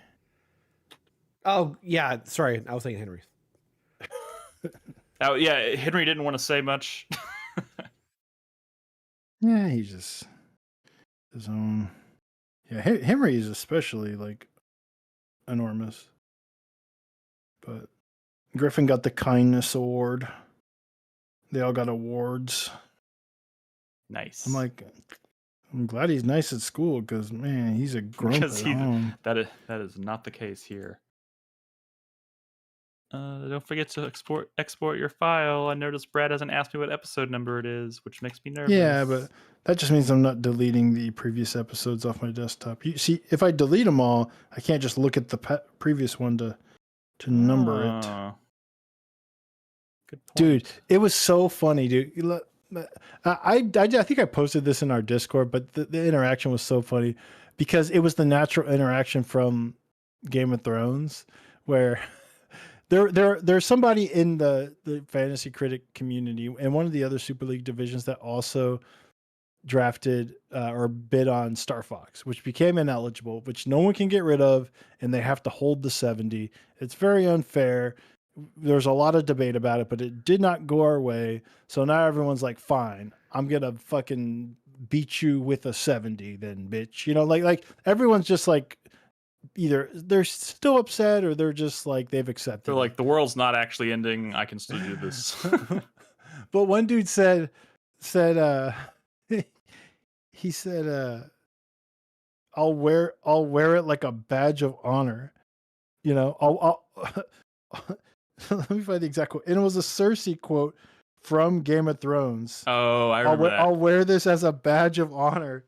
Like as a, because he's like, fuck it, I'm proud that I have this 70. I'm still gonna kick your ass. And someone responded with the same response that Robert Baratheon responded to Cersei when he said, "Wear it in silence or I'll honor you again." Because she was talking about because he fucking that's bruise. right. He slapped her, and she's like, "I'll wear this like a badge of honor." Yeah, and he was like, "I wear it in silence or I'll honor you again," which was the perfect response because everybody's been begging all the Star Fox people to shut the fuck up about the fact, stop crying about Star Fox. So such a good response. That is a very good response. Although domestic abuse is not funny. No. Yeah. Dude, did y'all see it? Was grade A GIF usage though. Yeah, perfect gift usage. Also, did you see like the new season of Worst X Ever, which had the dude on it from 90 Day before the 90 days, and it's like crazy because it's like, oh, well, is he just on the show because he's like semi-famous for being on before the 90 day? And like, no. He's on this show because that dude was a fucking monster. And now he's in prison for like 20 years for like the amount of domestic abuse that he dished out over the years to all these different like partners. Shit. What? Yeah. This dude had like this. Yeah, he's just a dude who was on 90 Day Fiance, right? But like on the show, they alluded to like, oh, my dark past, but don't worry about it. We're not here to worry about that. Like on the show, they didn't go into details, right? But like as soon as he finished filming for that show, he was like indicted. Like he's in prison now for the next 20 years because he was such a fucking monster. But which like, is crazy. They didn't just do a fucking background check on these people. Like what? There's no time. There's no time. I mean, I think it was all like in the process of like, it was all coming out as the show like started basically. But the crazy thing is his like 90 Day Fiance wife from like the Ukraine or whatever, Vanya, I think her name is, she's still like supporting him or with him. I mean, he's in prison, but you know, it's like, this is weird. I mean, he literally just like beat the shit out of every woman he's ever been married to. Like he's been married multiple times and it was horrible. But yeah, anyways. Jesus. That's intense. All it's to say is domestic abuse is not funny. Even if Mark Addy really killed that line. Does that even need to be said? Jesus. No. Yeah. Anyways. On that note, I'm peacing out, guys. Okay, and he's gone. Yeah, that little bitch. Fine. Yep. Y'all have a wonderful evening. I'm going to sleep. Bye, Taco. What the fuck? When did she get in here? I had no idea she was in this room. Yeah. Anyways, right. peace out.